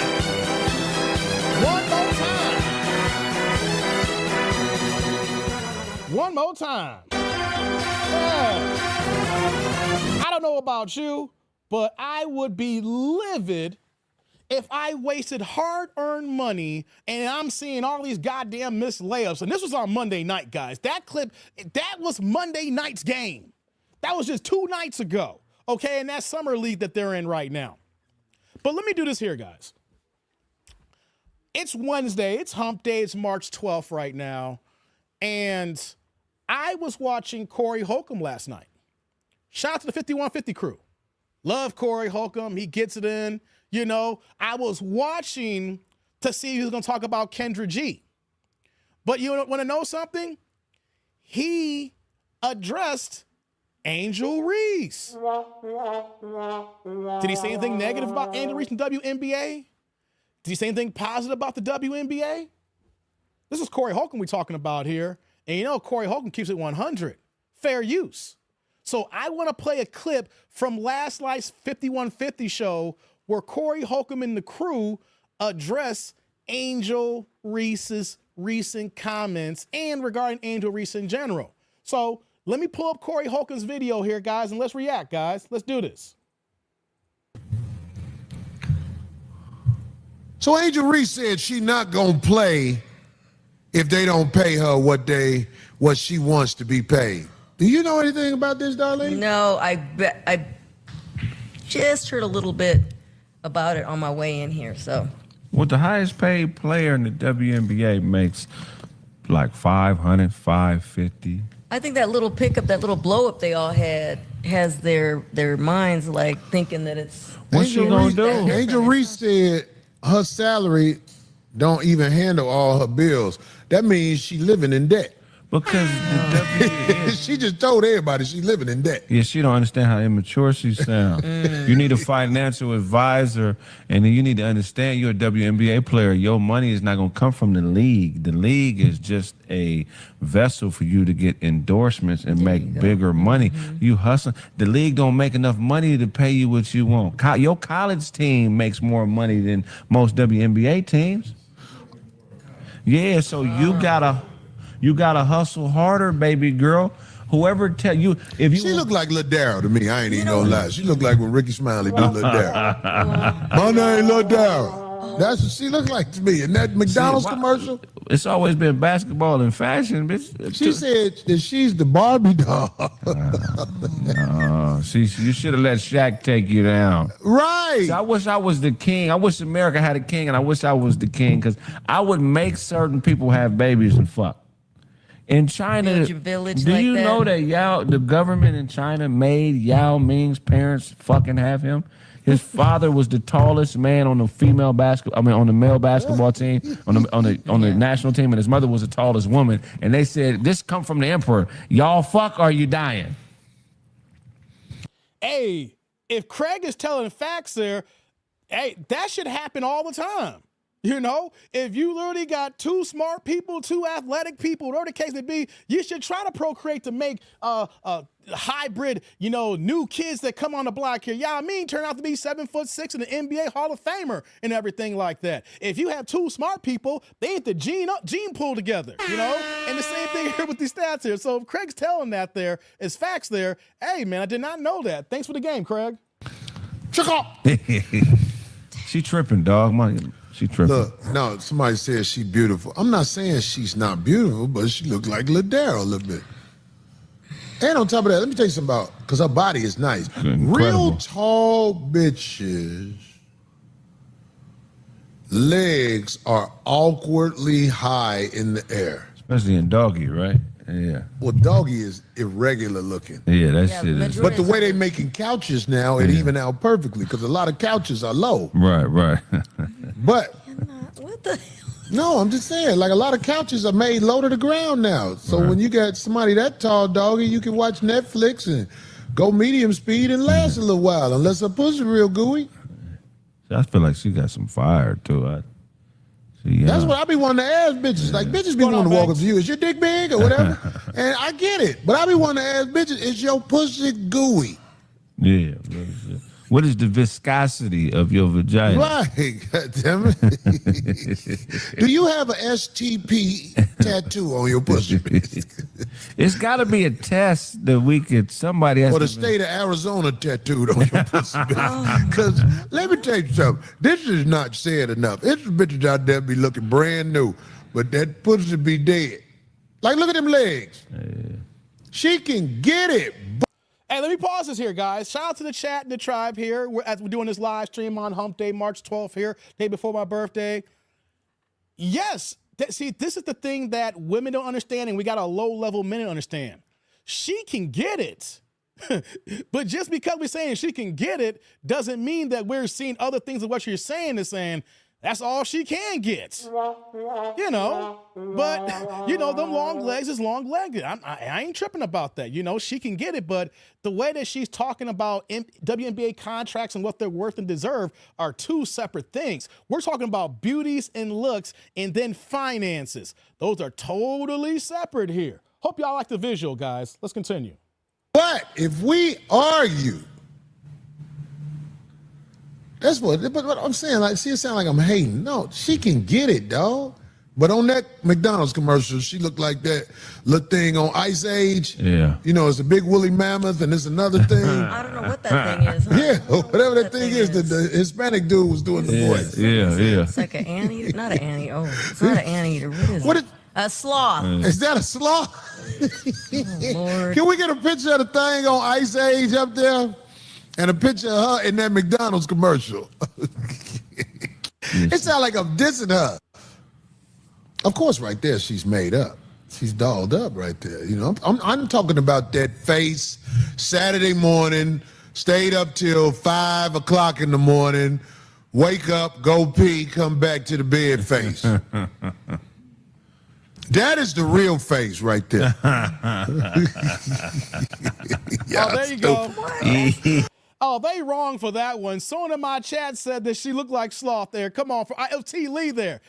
Is that a proper a justification for Angel Reese right now?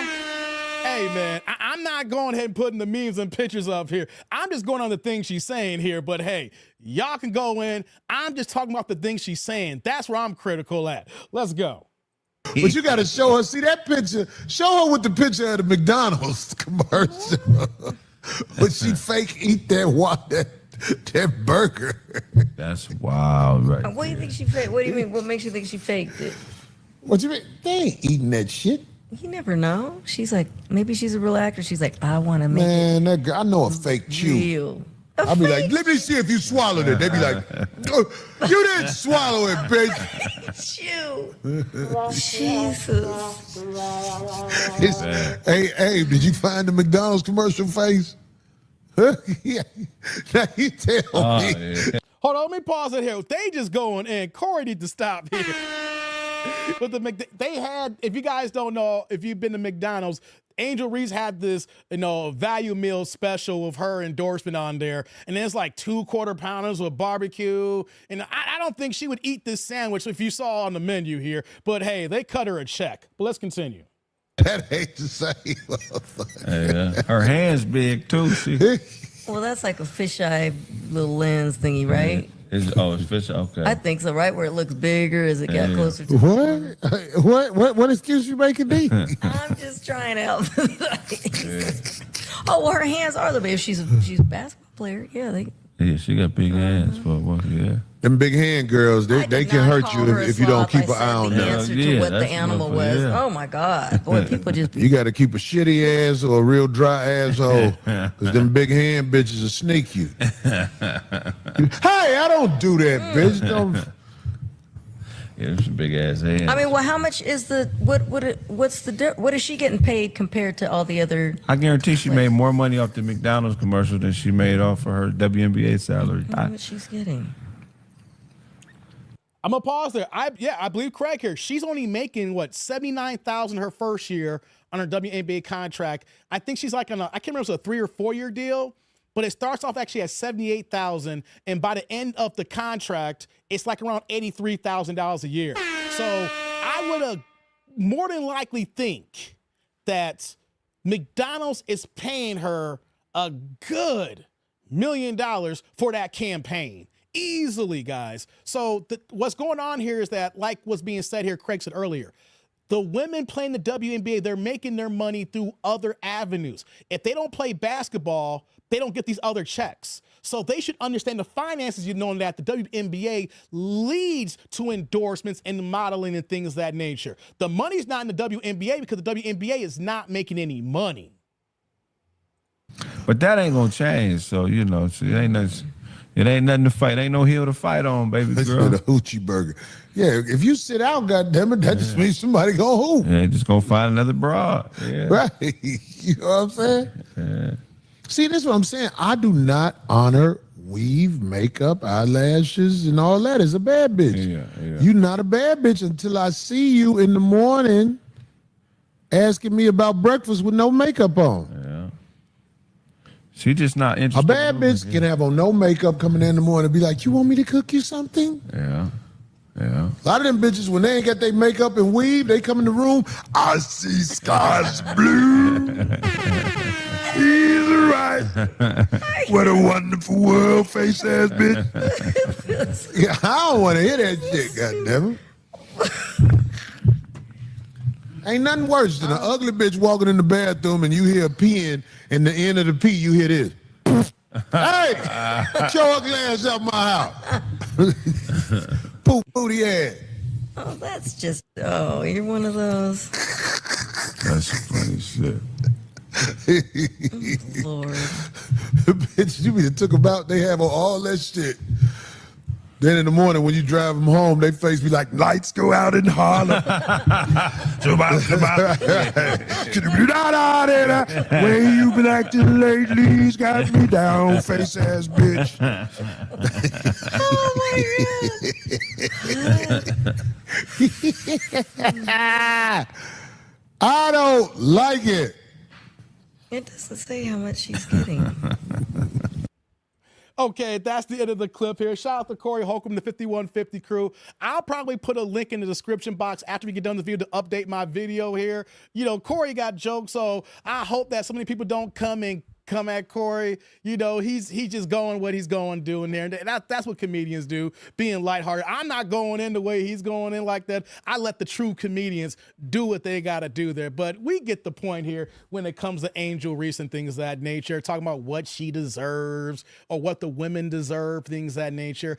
Deserve and business are two different things. You know what I mean? So when they're talking about this, when you talk about deserve, you need to provide evidence that what you do for your corporation, and this provides the avenues where that the resources and monetary value actually comes into here, So like we said here, she is an attractive person. She can get it. But like some people say here, just because she can get it, do you want to give it to her? I see how my tribe is moving, how my chat is moving. Y'all get down as y'all get down. I feel that, you know what I mean? But hey, shout out to Corey Holcomb, man. We're going to keep this live stream moving here right now. I had to play that with all of our current Angel Reese talk right now. You know what I'm saying? So shout out to EJ in the building, dropping the $2 holla, pushing the blue plate in the chat. Because this is what happens when you have a monetized channel, BFTB, right? I got a $2 holla said for them dudes and them dick nanigans. My man EJ in the building. What's going on, Upper Echelon? Hey, brother EJ. Salud. Thank you for the holla. I appreciate you, man. Thank you. Right back at you with that super. Thank you. We hit our goal today, I think, or we're one shy of our goal. Thank you, man. What's going on, Upper Echelon? Good to see you. Hey, Upper, there's people from BFTB's channel is saying that BFTB has been calling me out and want me to run to his channel, Upper. Since you're a boxing channel and so is you, Banks Hayes, salute to you, Banks Hayes. Anybody from my diehard boxing fans that be in all the boxing channels, Upper, especially you, because I don't know if you was ninja watching or anything like that. I ain't talking about Upper. I'm not talking about you. upper echelon. I'm talking about BFTB. He's coming for me. That's why I said that. Upper. He's sending people to my channel. Started yesterday and today saying that he got the smoke for me. You know what I'm saying? So upper echelon, what do you think about that, man? What do you think? I said I don't run to nobody's channel. You know what I'm saying? Yeah, I'm not a nigga. You know what I'm saying? You want to talk? You want smoke or beef? You know. I know, but don't go. He said, I know, but don't. No, I'm not going to this channel, upper. I'm just telling you because you my guy. You know what I'm saying? You my guy and everything. You know. But no, I'm not. Guys, you think I'm going over there to guys? See, this is what these guys do. They think that I'm gonna go and play an away game. Yeah, here's what I said. I made my little soliloquy early in the live stream. I said that we can go to neutral territory, but one thing I'm not gonna do is be a dumbass to go to somebody's channel where all he's gonna do is mute me, call me a goofy, and say every curse word every 3 or 4 words here. I'm not gonna be able to get anything in, and then he's gonna boot me off the stage. See, I was born at night, but not last night.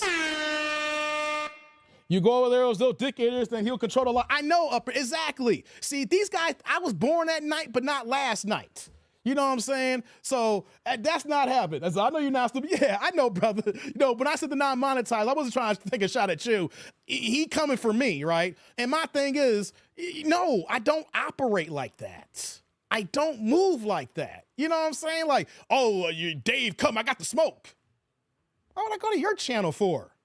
So you can mute me? No. And they're gonna say, you're ducking him.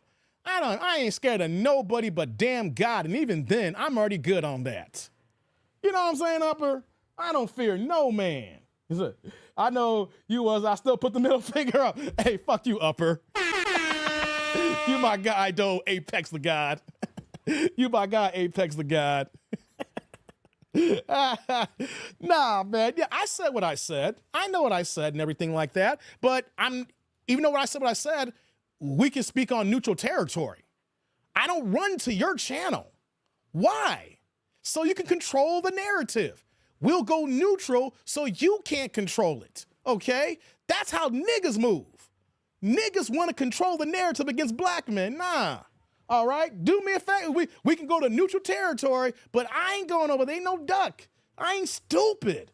Man, you think, man, you know, I got a job to tell a joke on myself here. I was like, man, I took Spanish 1 for 3 years, man. You think that you figured it out by then? No, I didn't take Spanish 1 for 3 years, man. That's a quote from Mos Def. I didn't take Spanish 1 for 3 years, guys. I was just joking. That's a quote from Mos Def, guys. That's a quote from Mos Def. But yeah, I had to get that out the way here. Hey, shout out to my man, Upper Man. He's been a member for 10 months here, dropping a member chat. What you got for me? They said she looks like Tyra Banks Down syndrome. They said she talk all hell with short teeth. They said when she run her head, bobs with a weird rattle. Hey, come on, man. Oh, that's messed up, Upper Man. God damn, man. That's messed up, man. Oh my God. Salute to you, Upper Man. Thank you for your member for almost a year, man. Appreciate you, brother. Appreciate you. And my man T. Lee came and do the support, man. We hit our goals, the 15 goals there, man. Dropping the $2 holla, pushing the blue plate in the chat, saying 15. Hey, my man. Hey, my man T. Lee in the building. Brother T. Lee, thank you for the love, man. Salute. Thank you for the holla. I appreciate you, man. Thank you. And right back at you with the super. Oh man, we have fun here today because here's the thing, guys. With this type of show we're doing today, the algorithm's going against me because this is against what I normally do. So of course we only gonna have 30 people in the building, but I would like to have 30 people live right now and show them the support with all the supers and the cash apps. Let me double check the cash app game here, right? And I'm throwing, this is a shot I'm gonna throw here. I'd rather have 32 people showing support here because I'm doing a topic that I normally don't do and doing support in the Cash App and Supers than have 200 people and not donate a goddamn thing. Oh! Say what you want about your audience, right? I'd rather have 32 people dropping me the coin than 200 people watching me not giving a goddamn thing. Yes. What's my YouTube monetization dollars look like compared to yours? Okay. When I come every day, we get paid. All right. So yeah. Shout out to you, T. Lee. Thank you, man. Thank you. Oh man. So yeah, guys, we talked about Angel. We're gonna move on from Angel right now. We said what we said here, right? We don't got to kill it any further. We know how they move. We know how they get down here.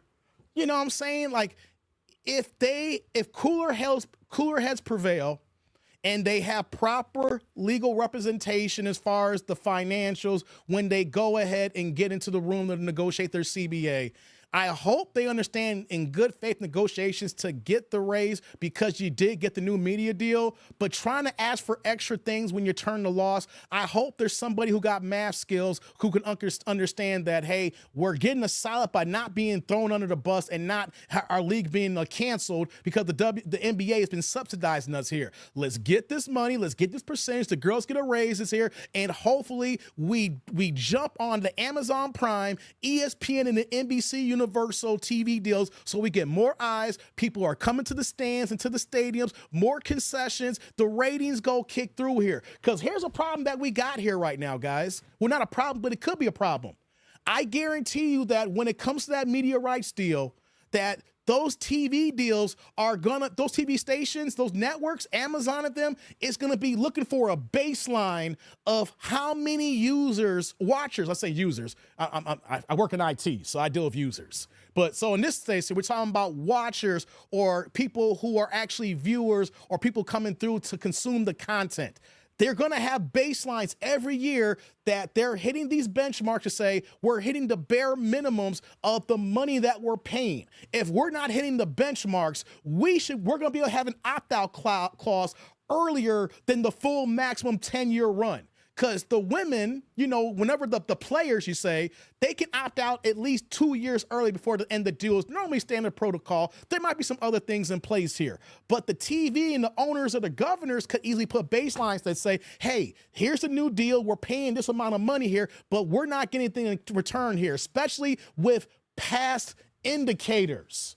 You see, KPI, key performance indicators. Has anybody ever heard about that before? This is what I deal with in my line of work. I'm not just a YouTuber like other ninjas and niggas think when they try to call me out here. We use big acronyms, right? We deal with KPIs, key performance indicators. Okay, these are the set standards of rules that we have in place so that if we hit this benchmark, it may trigger an increase in profit margin. Or if we don't hit this here, the other party can say, no, we want to roll some things back because we're not getting what we're paying for here, right? So the ladies can say, we need to get what we deserve. The league is hot. People are talking about us, things of that nature, woody, woody, woo, dee, dee, dee, dee, bangy, bangy, bang, whatever the case may be, right? But if you're not getting the eyes to watch these games, then the people investing wants an ROI, a return on investment. They want people to watch so that advertisers know that they're watching, so that those advertisers know that people are going to their websites, especially Amazon, so you can buy their products. So it's creating a whole, not just shoulder programming,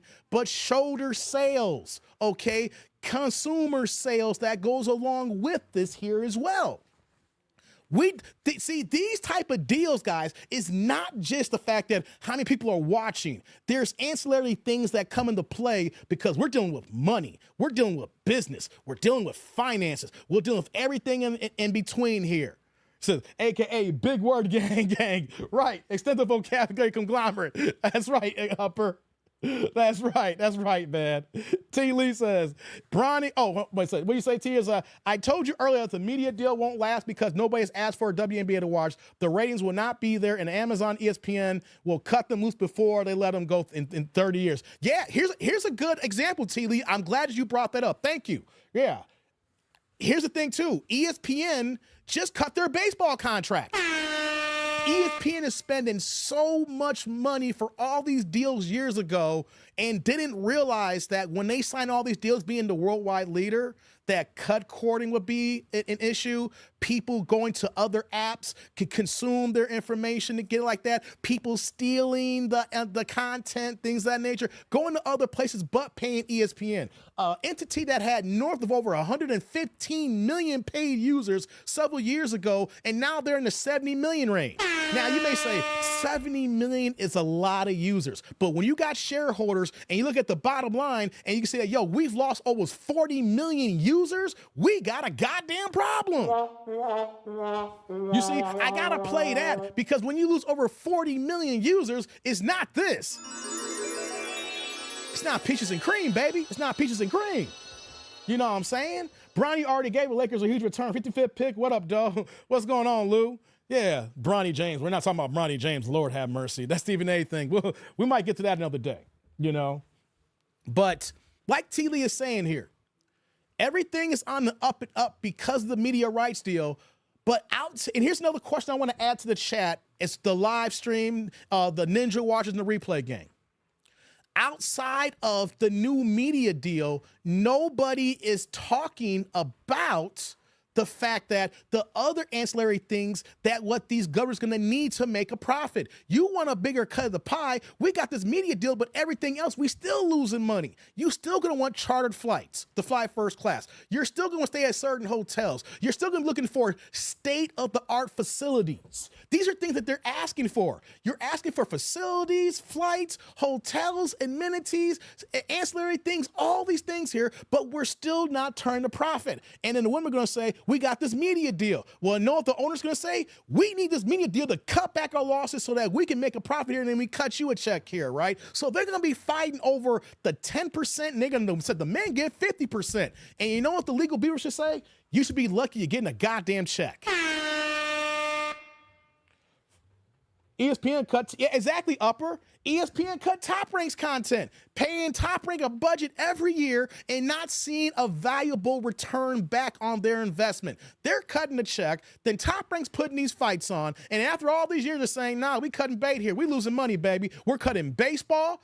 We're cutting all the programming for baseball, too. See, when this happens, they don't just cut the programming of watching the game. There's the shoulder programming and ancillary things that come along with it. So when you cut baseball out, you're cutting out Baseball Tonight, a staple show that's been on for 30 years. You're all the other shows that goes on there. When ESPN SportsCenter has dedicated shows or segments to that sport because that's what they can use to market when they're actually playing those sports there. So many things fall down the line when you say we're adding or cutting something here, you know? He says, WNBA won't even fly Spirit with me, ride Greyhound. Hey, man, come on. Plus, they don't and cannot sell merch. That's a good one, T. Lee. That's a good one, too, because merchandise is huge. And that's what I was talking about when they go to the stadiums. We talk about concession stand sales because that's huge when it comes to the owners and the governors. Who's buying the popcorn? Who's buying the soda pops? Who's buying the MGD beers? Who's buying the nachos? And then once you're in the stadium, you eat your food and things of that nature. And then you get to the halftime and then you walk outside to use the bathroom. Who's buying the T-shirts? Who's buying the jerseys? Who's buying the gym shoes? And here's a problem when it comes to ladies.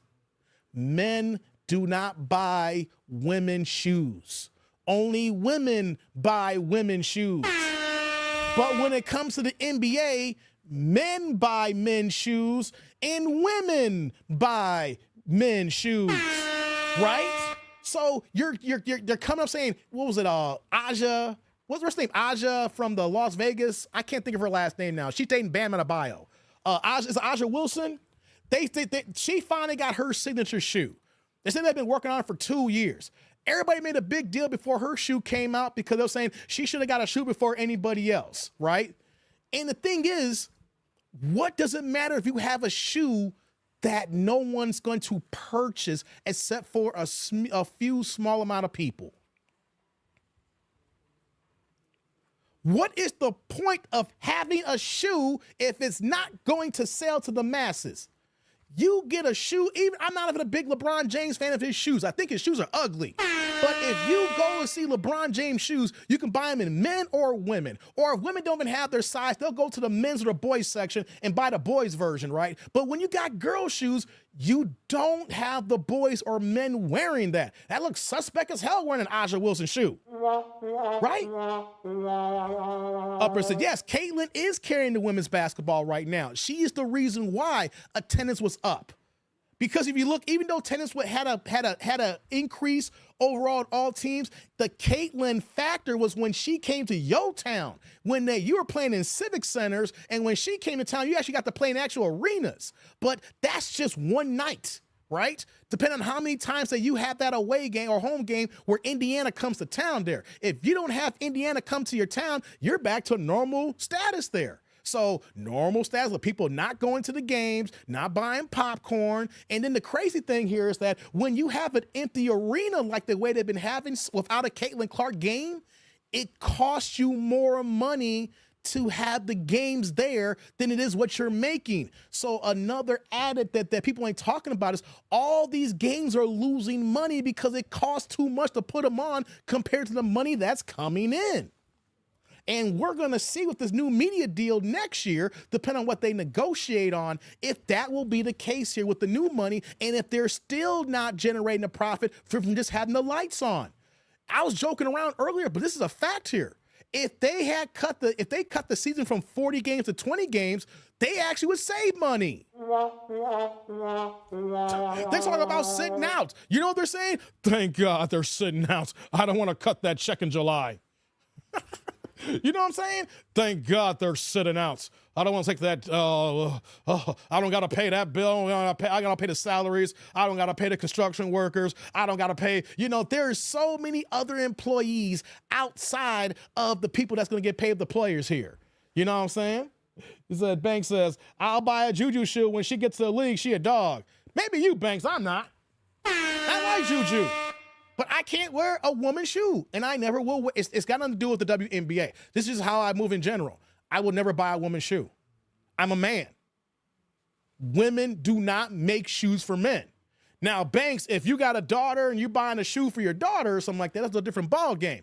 You know, I don't even, and here's the thing too, if you're buying shoes for collector's items like J's, Jordans, you know, because, you know, they re-release certain shoes and you want it as a collector item, there's not a woman's shoe that's going to be a collector's item. Juju can ball. Juju's doing her thing. Juju's doing big things popping, little things stopping. But she is not going to have something that's going to be worth money in the end. And I'm not going to be wearing a shoe that's a woman's shoe. If that's the case, then we might as well start wearing high heels and pumps, guys. Pumps in the bump. Pumps in the bump. We like the girls with the pumps in the bump.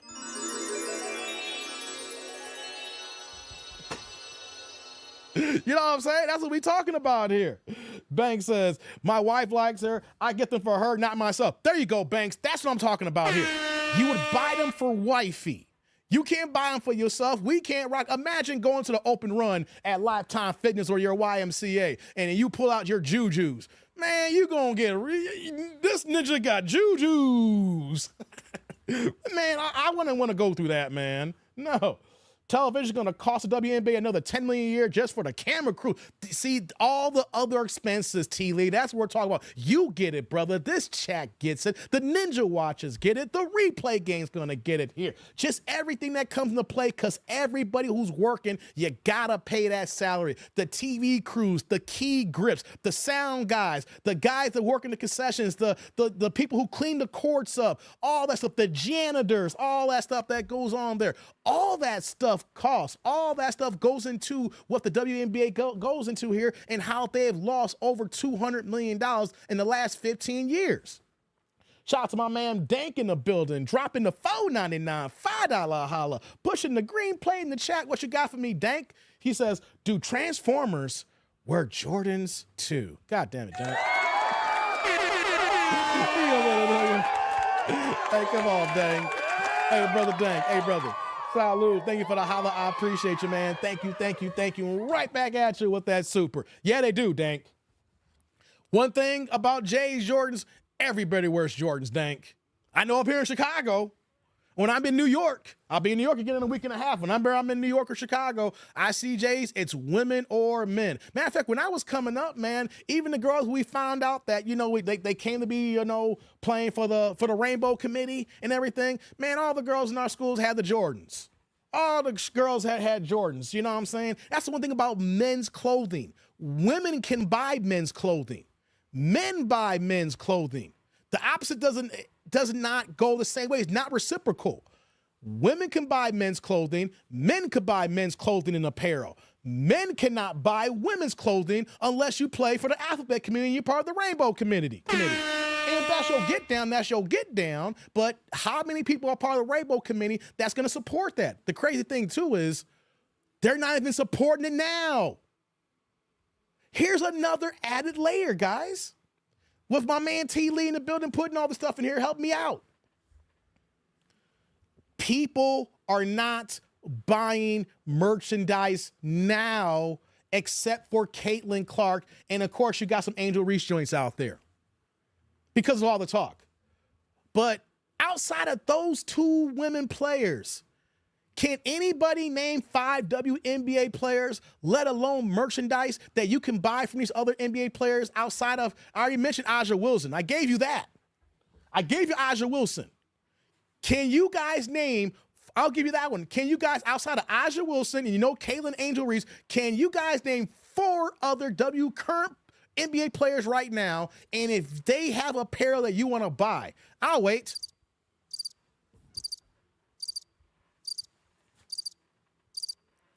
No, that's the issue when it comes to women's sports, when it comes to making additional funding, making money as far as revenue sources. Men's going to make money from both genders. Women's only going to make money from one gender. And then the worst part here, guys, women are not even supporting the league.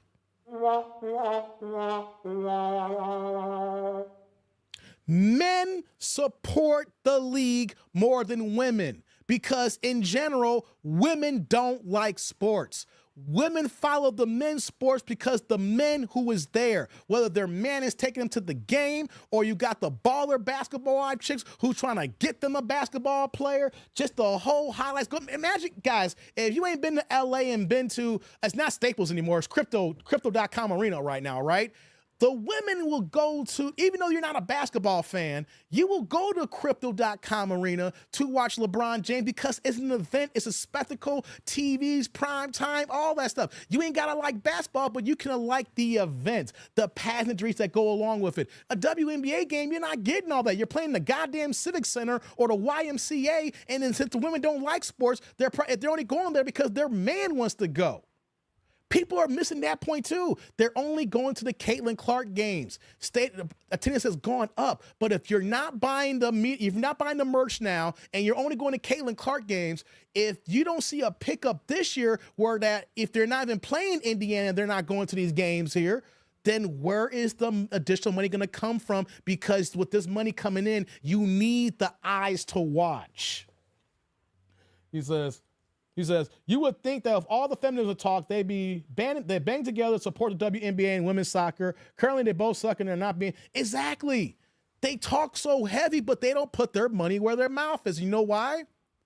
Because listen, this is not a dig. This is a fact here. Women don't like spending money unless their man can spend money for them. When it comes to sports and activities like this, women are spending money on their hair accessories. They're spending money on their clothes. They're spending money on their makeup. They're spending money on their shoe game. They're not spending money on activities. That's where they go ahead and juice men to do.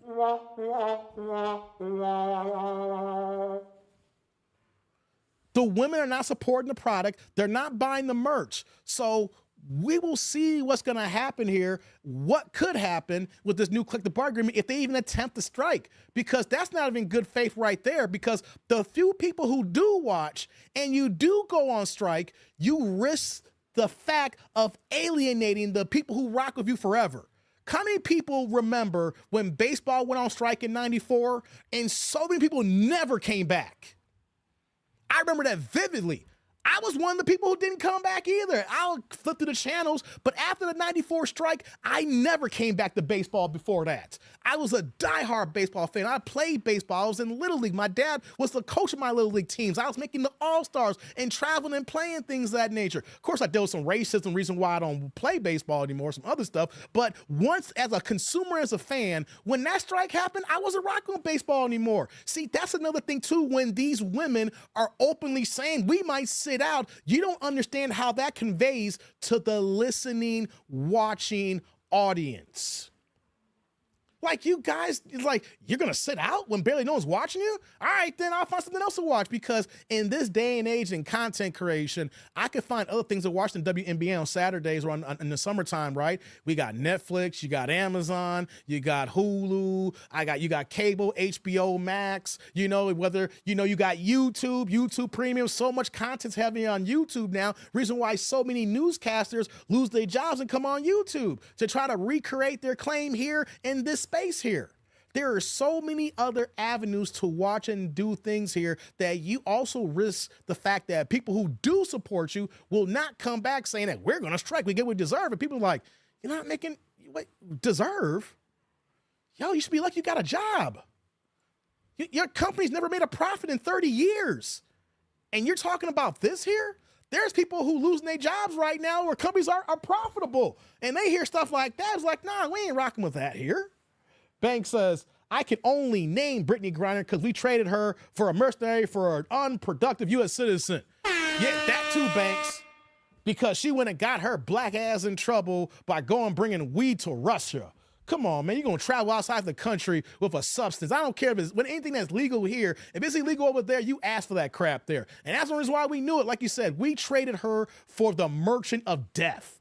That tells you how dumb our previous administration was. Here's a dude who sold military arms, and he was named the merchant of death and is responsible for so many lives lost here, and we traded for a goddamn WNBA player. That's the issue here.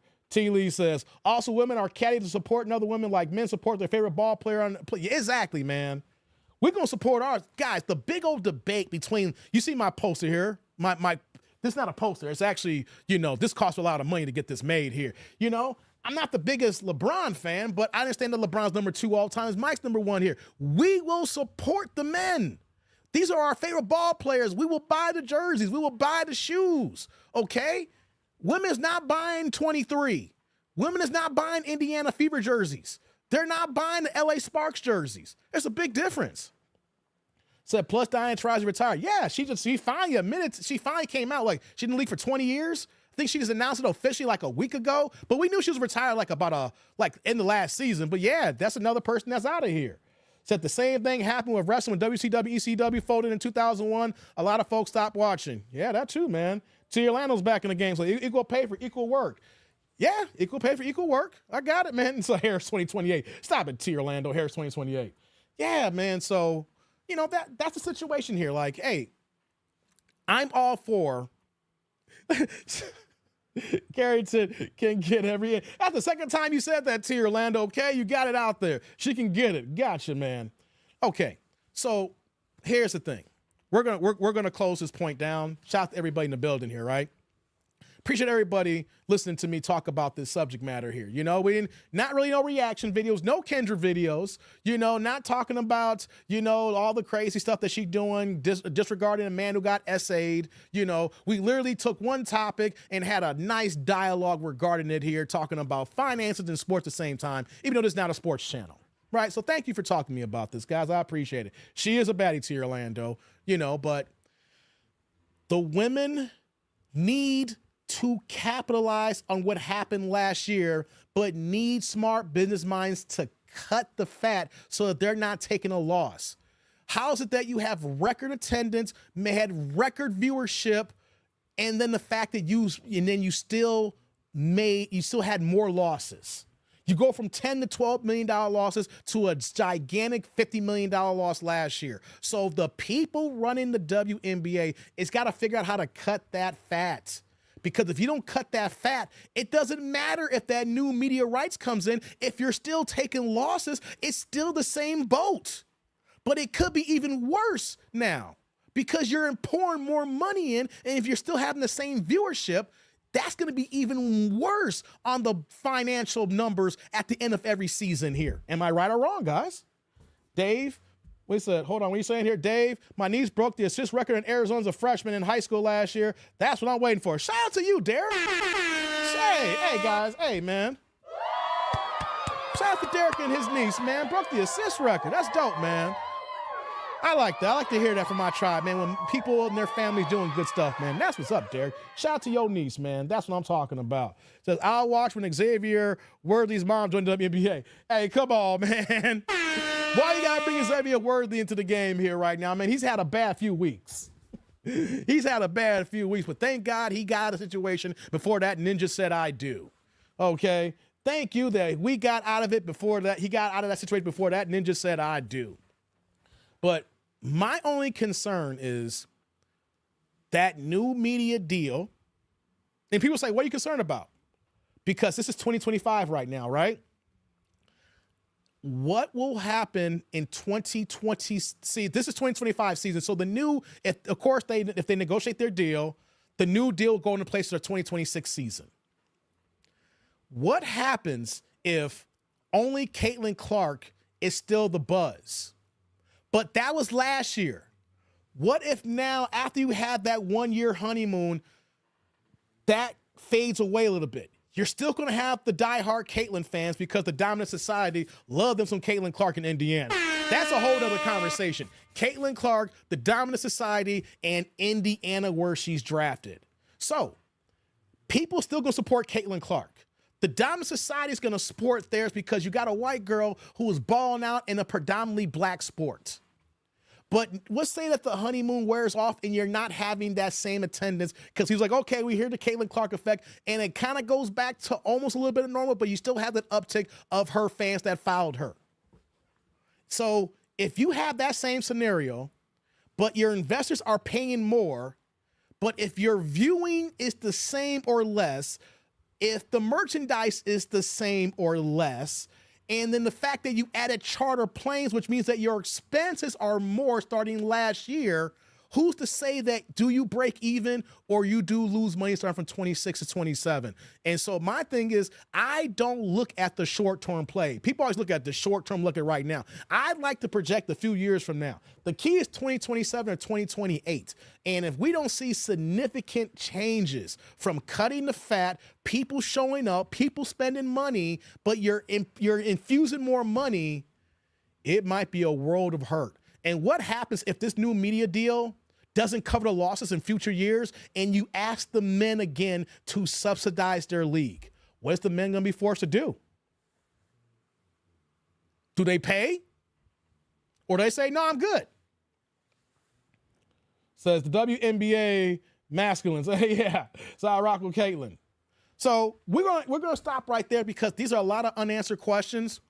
We're not going to know until they negotiate the deal. Oh, yeah, here's one more key item I want to throw in here. Let's say that this year they don't have record attendance. Like I just mentioned here. You have higher attendance from years past because of Caitlin Clark, but it's not record attendance. And then you finish the season, and then you go and negotiate. You see, their best bet was to negotiate a deal before the season to lock in the guaranteed money now. Because I don't know about you, but I don't think they're going to get the same numbers this season. I don't see the rookie coming in from this rookie class from college basketball that's going to help Caitlin Clark and help the other players even add more into it. Because Juju can't come out right now. Juju still got 2 more years. So I don't see any rookie that's going to come in to add to the Caitlin Clark effect here. And then the fact that everything that is still from the $50 million loss this year has not been addressed. At least they're not even talking about it. They're talking about what they deserve. So we're going to do a wait and see, guys. Let's see how this season turns out. Let's see about the attendance. Let's see where the games are held at with the attendance. Let's look at merchandise sales. Let's look at concession stand sales. Let's look at jersey sales like that. Let's look at shoe sales. Let's look at ticket sales. Are the price of tickets going up? Let's look at when people watch the games. When they turn to Amazon, when they do turn to Amazon, will they sit and watch the whole game, or do they only stay for a few minutes? The same thing with ESPN. Will they stay and watch the whole game, or will they only stay for a few minutes and watch? Because for me, I only stayed for like 5 or 10 minutes, and I was like, I'm good. I kept it moving. So these are all questions that's got to be asked here, and we will see this season, this summer. And if we don't see at least maintaining what happened this past year, if we don't even see the same numbers, at least the same from 2024, the girl's going to have a huge problem in that negotiating table when they go sit down and talk. And that's not going to be a pretty sight. That is not going to be a pretty sight. So we'll see what happens, guys. Lou says, we need a few WNBA players to cross band with NBA. Oh, hell no, man. Nah, man, come on. NBA should subsidize for yams. If they're going to let them hit T. Orlando. But the problem is, most of the women in WNBA play for that rainbow community. So how could the NBA subsidize for yams if the yams are not for them? I know which WNBA body is willing to fly me out, though. Hey, Lou, you trying to climb some trees, Lou? Lou out here trying to climb some trees, man. Lou need to stop trying to climb some trees, man. Says their best bet was to play up the hype between Clark and Reese and not condone Reese's jealousy. The league could have did some damage with it. Yeah, you're right, T. Lee. They should have took the model from the NBA. The reason why I brought that up, I'm glad you re-triggered my memory. I forgot I didn't mention this the way I should have. Thank you, T. Lee. The WNBA needs to look at the model when I brought up Larry Bird, who played in Boston, and then Magic Johnson to play with the Lakers. You got Angel Reese, who's black, just like Magic. I'm not comparing them the same, but I'm saying the dynamics and the cultural realms that we got here, especially with the racial dynamics that we deal with in today's age here, especially with the dominant society. I don't care. You should have played into it. You should have played into the white is right for Caitlin Clark and how she was with Indiana the way Bird was with Boston. Ironically, Bird's from Indiana, right? And then you have Caitlin Clark, who plays for Chicago, in a major Midwestern city here. They should have focused on that. You should have played on that there. You may say that's wrong to play on that, but that's what catapulted the NBA. I'm sorry. It does matter. You got to have someone to root for, and you got to have someone to root against. That's the beauty of sports. You have your cheering section and your booing section, whether you're the home team or you're the away team. But you got to focus on that to build the rabid fan base, to have them come out. And once you get the rabid fan base and you see that going, you can kind of build on that and see what kind of programs and specialties that you can do to get more people out. But you didn't play on that. They didn't play on that at all. Yeah. He says, they may have to get some transforming ringers from the G League. Hey, come on, Upperman. Hey, come on, man. Yes, critical thinking matters. Stall them out, Debo. Stall them out. Hey, come on, man. You wildin'. Stall them out, Debo. That is too funny, man. That is too funny. He says, I will boo all the win players who friend zone me. Damn, Lou, you really in this, huh? Oh, man. Okay, guys, we're done with today's live here. We've been here for 3 hours. I got to be honest, guys. I did not think when I posted this live and then we were going to have this conversation that I was going to pull 3 hours out of this. I literally told myself, I hope to get an hour and a half, 2 hours, right? But we started talking. You guys interjected and added to it here to the conversation, and we made this work for a normal live stream, man. So thank y'all for your participation here, man. And I just want to say just for the record, too, as well. You know, I'm not a hater in the sense like T. Orlando is. T. Orlando, my resident hater. I'm not a hater, right? If I'm a capitalist, like I said, if these women can find a way to make money and that it's not being subsidized by anybody and they're getting it on the merits, whereas saying they kill what they eat. I mean, they eat what they kill. More power to you.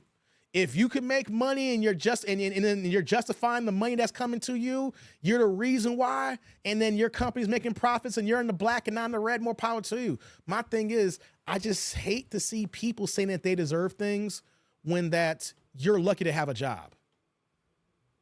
You're saying you deserve things when the average corporation would have closed down decades ago if you didn't turn a profit. That's the thing that gets me here. Who the hell is this? Who the hell? People be calling me all times of night here, guys. Lord have mercy.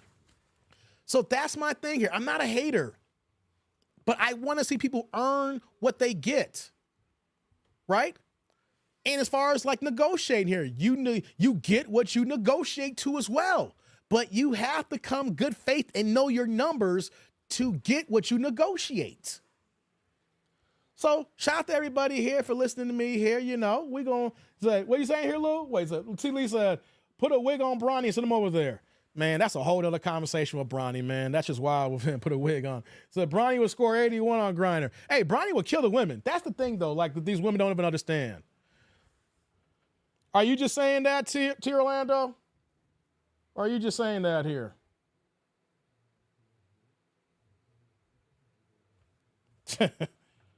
Whatever. What the hell? Someone's called me here? Whoops, okay. I looked at the voicemail later. No, you say he called. No. That ain't. No, I see you're trolling, T. Orlando. No. That's, no. It is what it is. You know, I mean, get your money, guy. Get your money, but you know, I'm gonna leave that alone now. You know, that type of stuff can only last for so long. That's all I'm gonna say.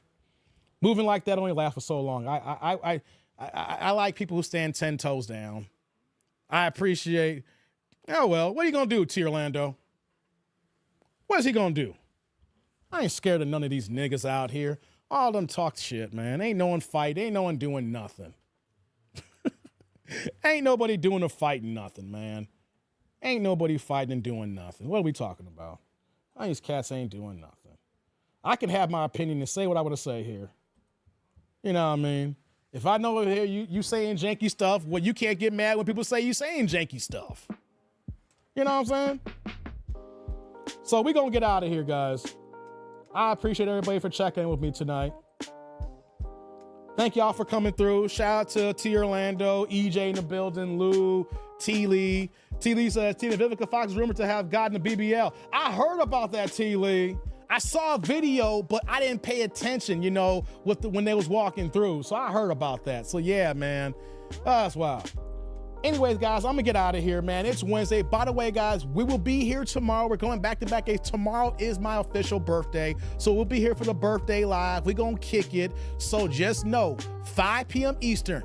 I already got the thumbnail out there. It's already out there on my channel. So we're gonna kick back like we've done the last 2 years, the 3rd year in a row, March 13th. It's my birthday. It's Kevin Samuels' birthday. So you know what I'm saying? We're gonna go ahead and rock out here. I probably even dropped the link. So if y'all wanna cam up and talk to me, let's put that out there right now for the replay gang and the Ninja Watchers. For tomorrow's live stream, I'll drop the link.